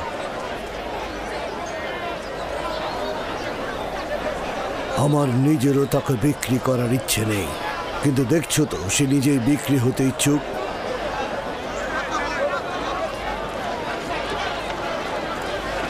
এই গোলামটার মূল্য কত? আমি দাস বিক্রি জানি না, কিন্তু এটা জানি যে সে খুবই সুদর্শন এবং মেধাবী। সে শিক্ষিত, সেই জন্য তার মূল্য অনেক উচ্চতর হয়েছে। আমি তাকে সস্তায় বিক্রি করব না। সে কিন্তু মন্দিরের জন্য খুব ভালো খেদমতকার হবে। এরকম সৌম্য চেহারার খেদমতকার হলে সবাই কিন্তু আকৃষ্ট হবে। ওকে আমাদের খরিদ করতেই হবে। 50 থেকে শুরু করি, কি বলেন? 50 দেবন দেব, বিক্রি করবে? তার মূল্যের চাইতে অনেক বেশি জনাব। 100 দেবন দেব। এর থেকেও বেশি প্রাপ্য। বেশি দেবার প্রস্তাব কারো আছে?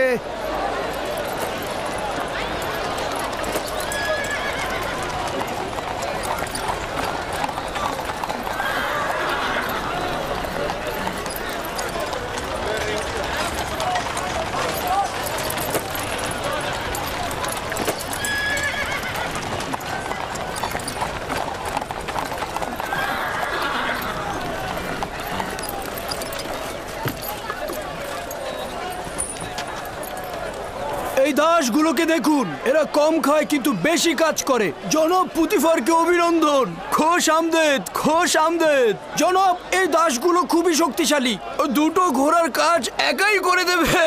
কেমন দাম এদের? আগে দেখুন না, ভেড়ার মতন শান্ত। 300 দেবন দেবেন? 100 করে পাবে। কি বলছেন জনাব? 100 দেবন অনেক কম হয়ে যায়। দেখুন কি সুন্দর চেহারা। আচ্ছা ঠিক আছে, আপনি 200 দেবন দেবেন। যতই কথা বলো, 100 দেবনের বেশি তুমি পাবে না। জনাব একটু বিবেচনা করুন। ঘোড়ার মতন শক্তিশালী, ভেড়ার মতন শান্ত।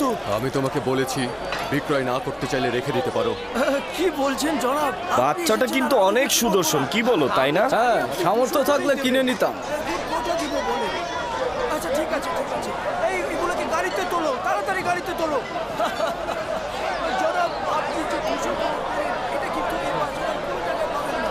একদম শান্ত, ভেড়ার মতন শান্ত, ঘোড়ার মতন শক্তিশালী, এরকম দাস আপনি কোথাও পাবেন না। তবে কি জানেন জনাবে আলী, 200 করে বিক্রি করলেও কিন্তু আবার লোকসানি থেকে যায়। কিন্তু জনাব পুতিফার যখন এসেছেন তখন আমি 200 করেই দেব। দুশ্চিন্তাগ্রস্ত হয়েও না ইউসুফ, আজ এরাই তোমার খরিদ্দার। হতে পারে তুমি একদিন এদের সবার খরিদ্দার হবে। এরা আমার কাছে কি চায়? এখানে কেন ভিড় করেছে? সৌন্দর্য সকলের অস্তিত্বে বিদ্যমান, কিন্তু বোধগম্য নয়। তুমি ইনসানের সকল রত্ন প্রদর্শন করেছ। তারা ইউসুফের নিজের সত্তার মূল ও হাকিকত উপভোগ করতে দাঁড়িয়েছে। তারা সুন্দরের পিছনে ছুটছে কেন? নিজেদের ভিতরে লুকায়িত সৌন্দর্য কি তারা দেখতে পাচ্ছে না? নিজেদের ভেতরের সৌন্দর্য দেখতে অন্তর্চক্ষু দরকার। এখানে তোমার সত্তার উপস্থিতিতে তারা মূর্তিমান হয়ে গেছে। কিন্তু তা তো কেবল বাহ্যিক দৃষ্টিতেই সীমাবদ্ধ থাকে।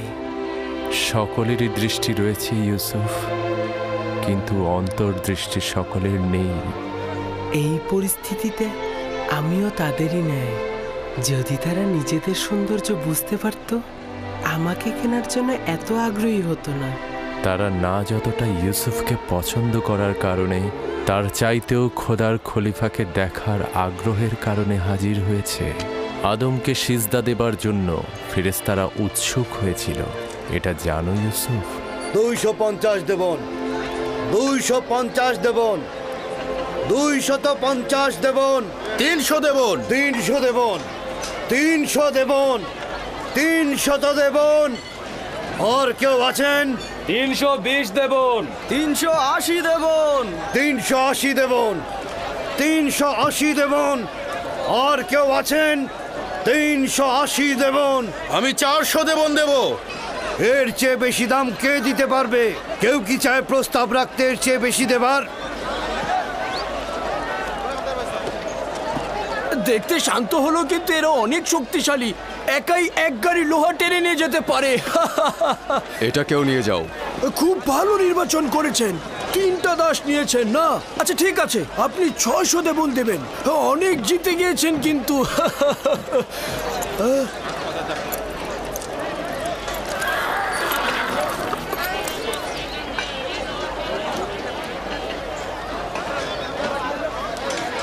এই 3 জন দাসকে দিয়ে কিন্তু আপনি 30 জনের কাজ করে নিতে পারবেন। তাকে 300 দেবন দিয়ে দাও। আলী জনাব, আমার তো 600 দেবন হয়েছে। হায় হায়, বড় লোকসান হয়ে গেল। পরের বার কিন্তু পুষিয়ে দেবেন জনাব।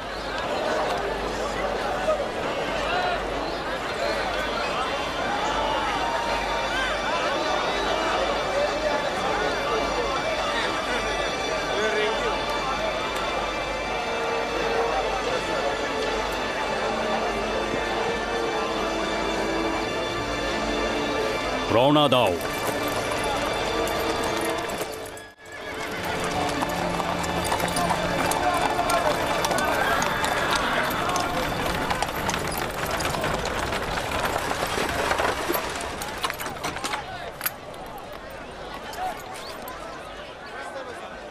এক 1010 দেবন দেবো আমি।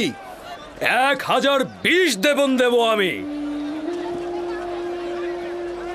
1100 দেবন।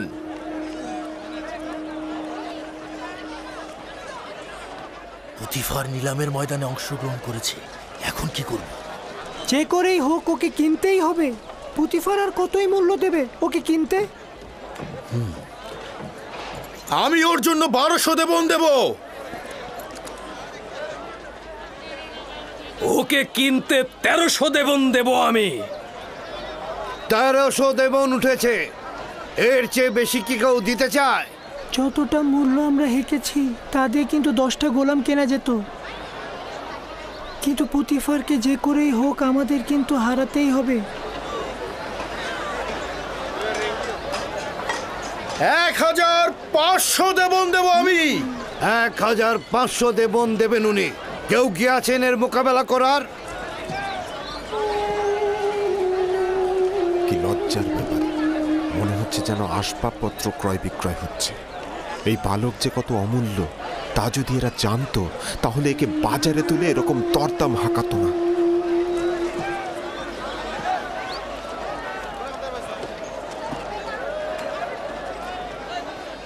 $2000 দেবন। আমি দ্বিগুণ বলছি। তার মানে তো 3000।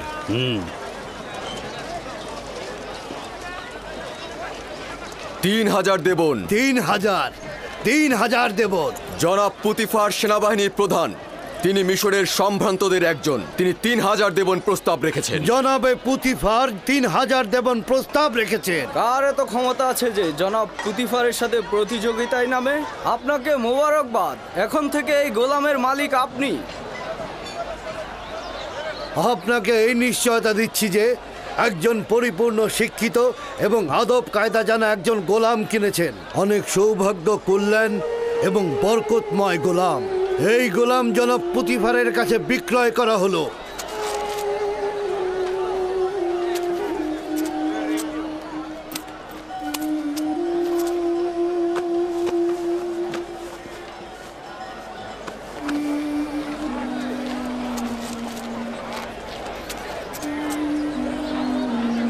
রওনা দাও।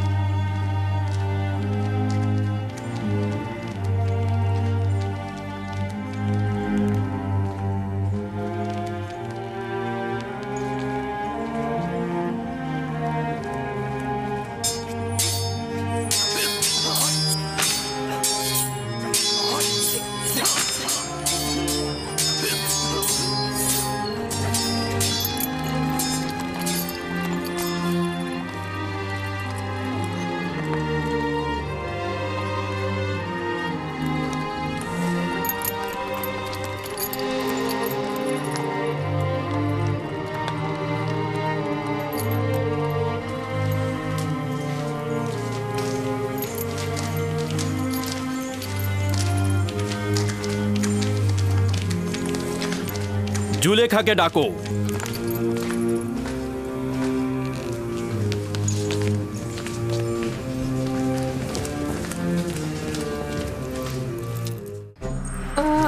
যদি অনুমতি তা তো কেবল বাহ্যিক দৃষ্টিতেই সীমাবদ্ধ থাকে।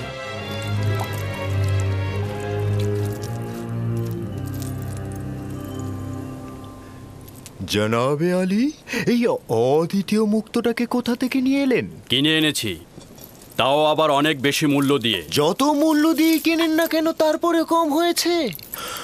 ও তো নির্বোধ যে হীরকটাকে বিক্রি করেছে। তাকে তো মৃতদের দেশে পাঠিয়ে দেওয়া উচিত।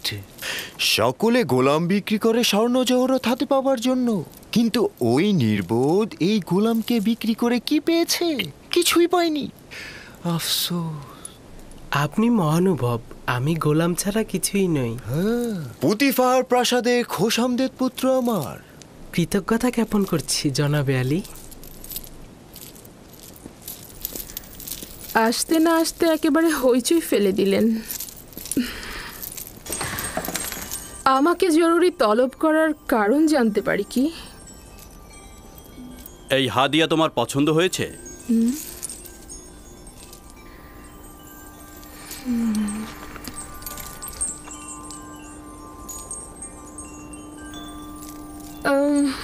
একে পূর্বে কখনো দেখেছি বলে তো মনে হচ্ছে না।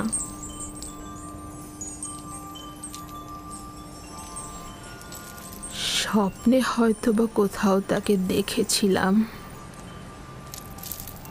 যাজ্ঞে সে কথা। আমার কিন্তু ওকে অপরিচিত লাগছে না।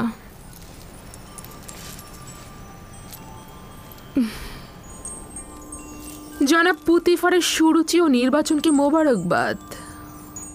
বলা উচিত অতুলনীয়। তোমার নাম জানতে পারি? আমার নাম ইউসুফ। ও, ইউসুফ তো এক কথায় অরামি বা ইব্রানি নাম। হ্যাঁ, এব্রানি নামই হবে। এব্রানি আমি। শাম অঞ্চলের কেনান এলাকা তার জনাবে মালিক। ওদের পেশা হচ্ছে রাখালি আর ভেড়া চড়ানো। ইউসুফ। ইউসুফ না, যে সকল নাম কৃত্রিম ও বেদুইনদের সাথে সম্পর্কিত আমি তা পছন্দ করি না। যদি অনুমতি প্রদান করেন তাহলে তার জন্য একটা মিশরীয় নাম নির্বাচন করি। ওকে আমি তোমার জন্যই নিয়ে এসেছি। যে নামে খুশি ডাকতে পারো ওকে। আমার নিজের খোদাবান্দের প্রতি অগণিত কৃতজ্ঞতা। যদি অনুমতি প্রদান করেন তো ইউসুফের জন্য একটা মিশরীয় নাম প্রস্তাব করতে পারি। কি নাম? নামটি অবশ্য ইউসুফ নামের কাছাকাছি হবে। ইউজারসিফ। হ্যাঁ, ইউজারসিফ। মন্দ নয়। ইউজারসিফ। হ্যাঁ, এটা সুন্দর নাম, তাই না? এখন থেকে তোমাকে আমরা ইউজারসিফ নামে ডাকবো। পছন্দ হয়েছে? যদি আপনারা পছন্দ করেন তাহলে আমার আপত্তি নেই। আজকে থেকে তুমি ইউজারসিফকে দেখাশোনা করবে, ঠিক আছে? সম্ভবত জুলেখার জন্য ও একটি ভালো উপহার।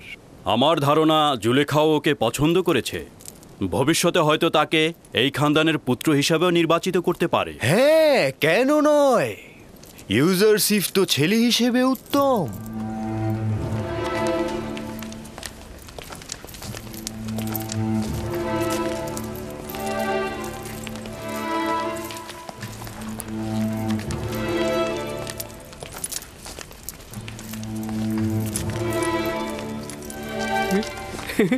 ও মা, কি সুন্দর ছেলে! এরকম সুন্দর ছেলে তো আমি জিন্দেগিতে দেখিনি। হ্যাঁ, আমিও দেখিনি। তবে তার চেহারা কিন্তু গোলামের মতো নয়।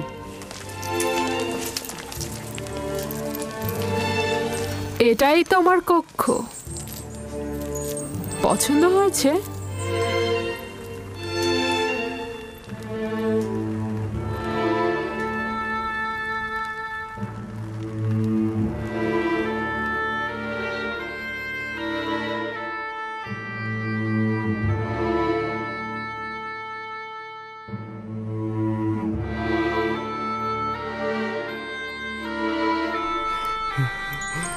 শুক্রিয়া জ্ঞাপন করছি, আমার অনেক পছন্দ হয়েছে।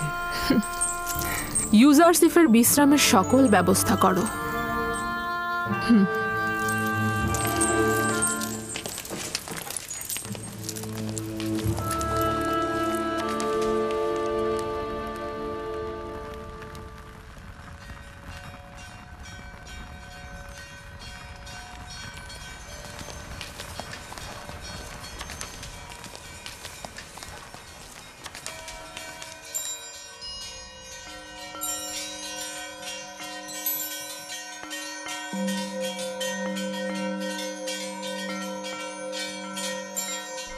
এই সবের জন্য তোমার প্রতি অনেক শুকরিয়া হে পরওয়ারদিগার। তুমি আমাকে অনেক সুখ ও স্বাচ্ছন্দ্যের আনুকূল্য দান করেছো। হে ইউসুফ, এইভাবে খোদা তোমাকে আর্থিক স্বাচ্ছন্দ্য ও সমুন্নত মাকাম অনুগ্রহ করছে। তোমাকে কূপের থেকে ইজ্জতের শৃঙ্গে এবং উচ্চতর জায়গায় পৌঁছাবেন এবং তোমাকে খোয়াবের ব্যাখ্যা বিশ্লেষণ শিক্ষা দিয়েছেন, যেন এইসব স্বপ্নের ব্যাখ্যাকারীদের ভাষার ইলমের চাইতে অধিকতর জ্ঞাত এবং সব রকম ওস্তাদির কসরত তুমি দেখাতে পারো।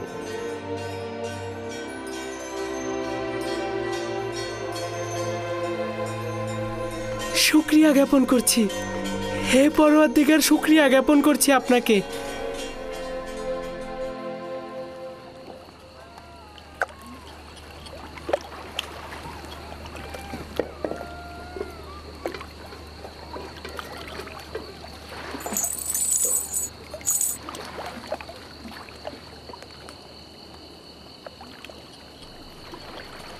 আপনি লোকসান করলেন।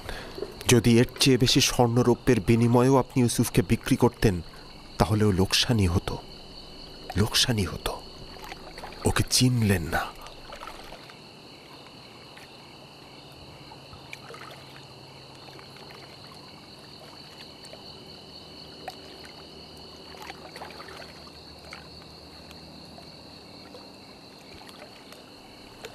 তুমি বুঝতে পারছো কি বলছো? হ্যাঁ, তুফানে আমরা আটকা পড়েছিলাম। জীবজন্তুগুলো লবণাক্ত কূপের সামনে দাঁড়িয়ে পড়ল। একবারও ভেবেছেন কেন? আপনার অধিক লাভের জন্য নাকি ইউসুফের নাজাতের জন্য? আমার মনে হয় ইউসুফের কারণে এই কূপের পানি হঠাৎ সুমিষ্ট হয়ে গিয়েছিল। ইউসুফকে চর মারার কারণে আমার হাত অসাড় হয়ে যাওয়ার কথা আপনার মনে আছে জনাবে মালিক? পরবর্তীতে ইউসুফের দোয়া আর হাতের স্পর্শের কারণেই তো আমি সাফা পেয়েছি, তাই না? জনাব মালিক, আপনি হয়তো ভুলে গেছেন যে এই ইউসুফের কারণেই আমি মরার হাত থেকে বেঁচে গেছি। ইউসুফের দোয়ায় আমরা সাফা পেয়েছি। ইউসুফের বরকতেই আমাদের সবার জীবন বাঁচল। এত সোনা রূপা পেলেন আপনি। ইউসুফ কোনো মামুলি ইনসান নয় মালিক। হ্যাঁ, তোমরা ঠিক কথাই বলছো। এগুলো আম্বিয়া ইলাহিদের উপরই অবতীর্ণ হয়, কিন্তু কেন আমি বুঝতে পারলাম না এই ইউসুফ কে ছিল, কেন সে তার পরিচয় গোপন করলো। এসব কি বললে ফালিক? কেন আমার আনন্দ আহ্লাদকে বিষণ্ণ করে দিলে? এতক্ষণ ভেবেছি কতই না লাভ করেছি, কিন্তু লাভের থেকে বেশি খেসারত দিয়েছি। হায় ফালিক হায়, আমি তো একজন গোলামকে নয়, সম্ভবত আমি একজন আম্বিয়া ইলাহিকে বিক্রি করেছি। তার ব্যবহার ও কথা বলার আদব এবং তার মহানুভবতাও লক্ষ্য করেননি। ওর বিদ্বেষহীন চোখ আর ন্যায়পরায়ণ রুহু কেন দেখলাম না? আমি আজ থেকে পূর্ববর্তী খোদাদের দোজকে নিক্ষেপ করে তার খোদাকে নির্বাচিত করেছি। আমি অবশ্যই খেসারতের ক্ষতিপূরণ দেব, আমি অবশ্যই কিছু করব।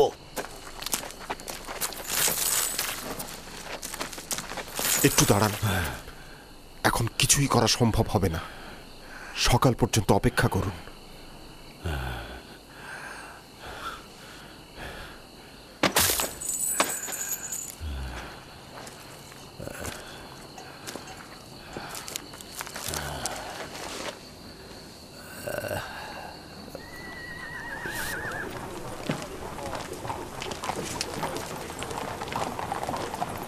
জনাব, পুতিফারের প্রাসাদটা কোন দিকে? ওইদিকে শেষ প্রান্তের প্রাসাদটিতে চলে যান।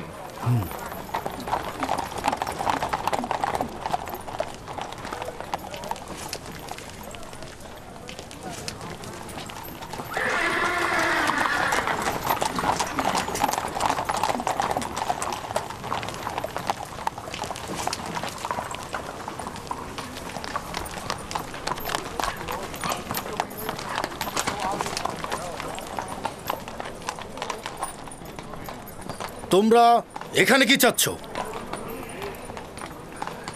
জনাব, পুতিফারের সঙ্গে দেখা করব। সিপাহ সালার রুদামুন থেকে অনুমতি গ্রহণ করতে হবে। উপরে এসো।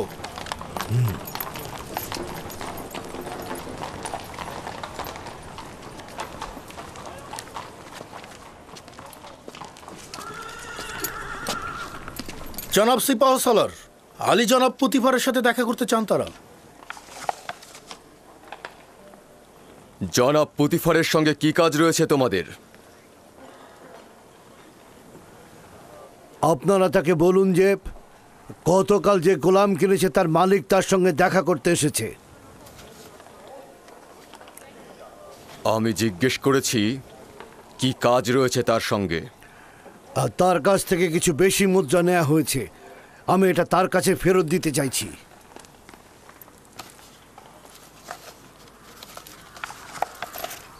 অপেক্ষা করো, দেখছি।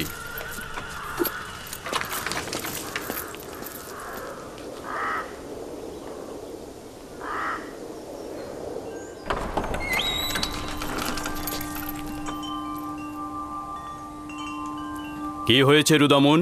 কোনো জরুরি খবর? এই গোলামের বিক্রেতা আপনার সঙ্গে দেখা করতে চায়।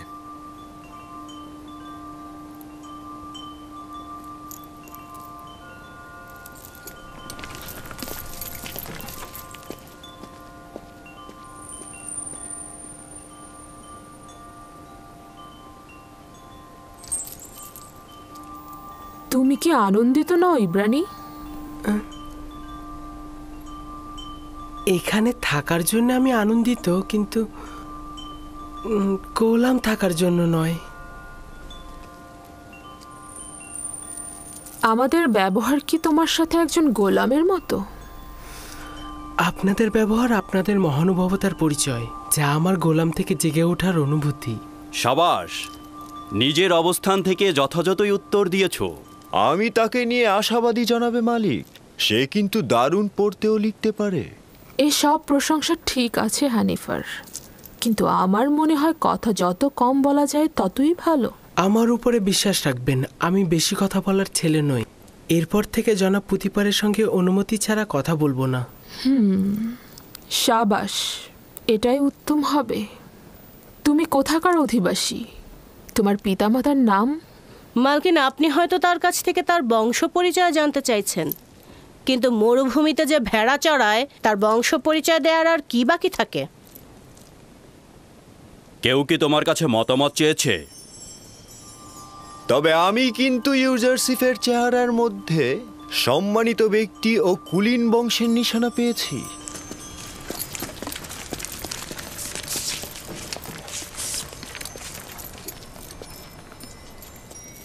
কি হয়েছে ব্যবসায়ী তোমার? এমন তো নয় যে অনুশোচনায় ভুগছো। না না, আমি আসলে আমার এখানে আসার কারণটা হচ্ছে ইউসুফের সঙ্গে আমি একটু একাকী কথা বলতে চাই। মানে ওর সঙ্গে একটু খোদা হাফেজি করতে চাই। বুঝতে পেরেছি। ইউজারসিফের সাথে সম্পর্ক থাকার কারণে স্মৃতিকাতর হয়েছ। ওদেরকে একটি পৃথক কামরার ব্যবস্থা করে দাও।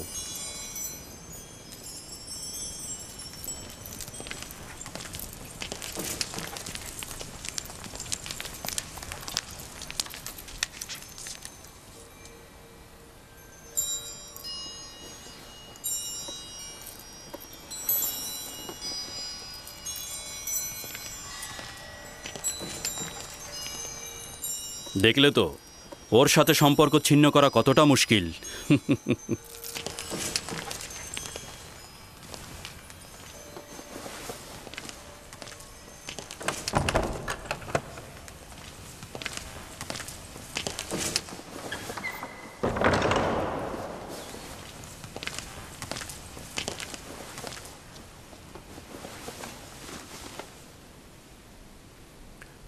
আমি এসেছি তোমার নাম পরিচয় জানতে। তুমি না বলা পর্যন্ত আমি ফিরবো না। বলেছি তো আমি সন্তান। না, এই কথা আমি অনেকবার শুনেছি। তোমার এক খোদার কসম দিচ্ছি, তোমার পরিচয় দিয়ে আমাকে শান্ত করো। তুমি অবশ্যই খোদাবন্দের কাছে প্রতিজ্ঞা করবে, এই কথা কাউকে বলবে না। আমি প্রতিজ্ঞা করছি, আমি ইব্রাহিমের খোদার কসম করছি। আমি ইউসুফ ইবনে ইয়াকুব ইবনে ইসহাক ইবনে ইব্রাহিম। হায় হায়, কি করলাম?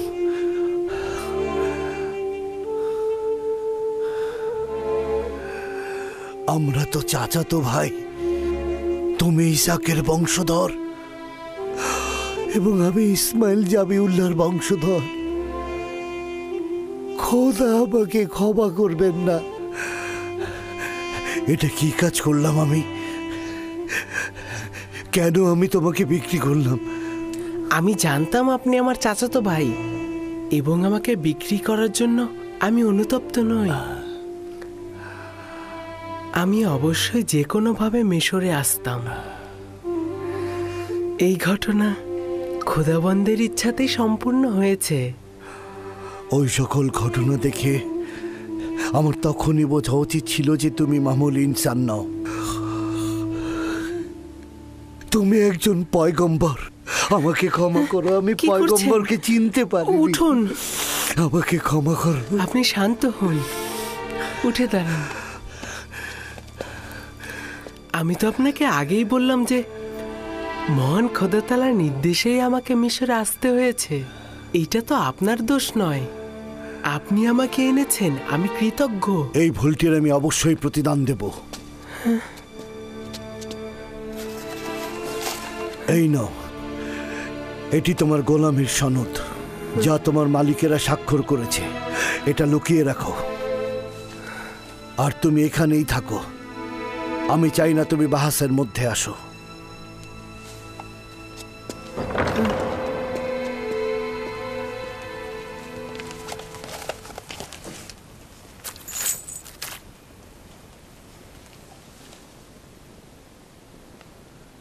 আমি মিশরের প্রিয় আলী জনাব পুতিফারের কাছে ক্ষমা প্রার্থনার আবেদন করছি। আমি অসহায় হয়ে তার কাছে একটা লেনদেনের তাগাদ করব। বান্দা ইউসুফকে আমি বিক্রি করব না।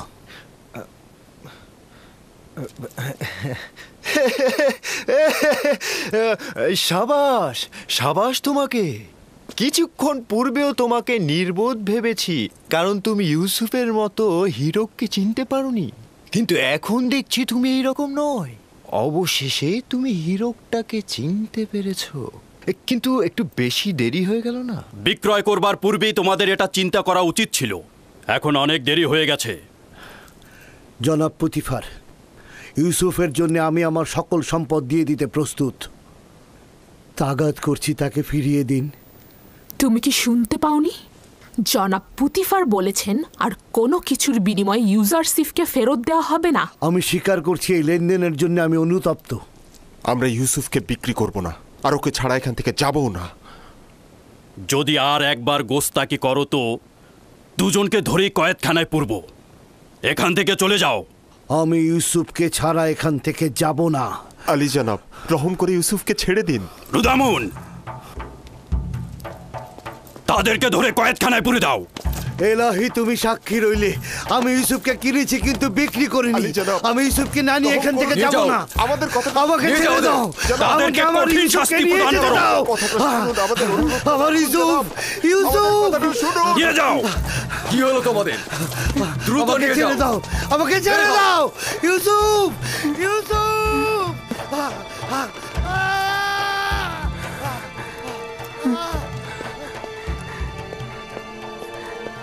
আলী জনাব, তাদেরকে ছেড়ে দিন। তারা আমার কারণেই বিপদে পড়েছে।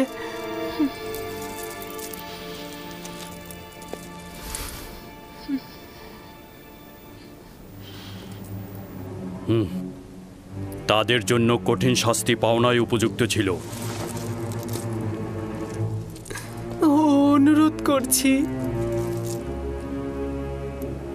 শুধু তোমার কারণেই আমি ওদেরকে ক্ষমা করে দিলাম। তাদের আজাদ করে দিতে বলো, বন্দি করবার দরকার নেই।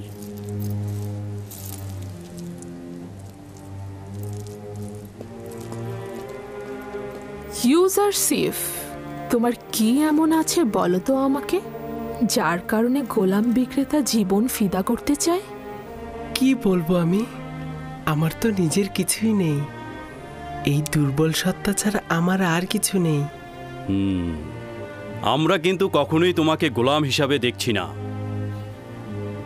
আর তাছাড়া তোমাকে যে অর্থ দিয়ে খরিদ করেছিলাম সেটাও তো ফেরত দিয়ে গেল তারা।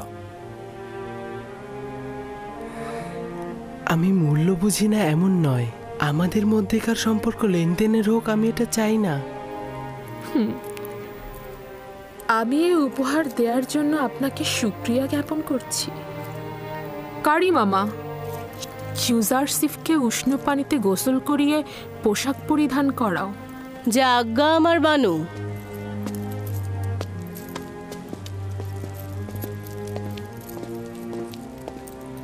বুঝতে কি পারছো, তোমার এই দাসী কিন্তু ইউজারশিপকে একদমই মেনে নিতে পারছে না।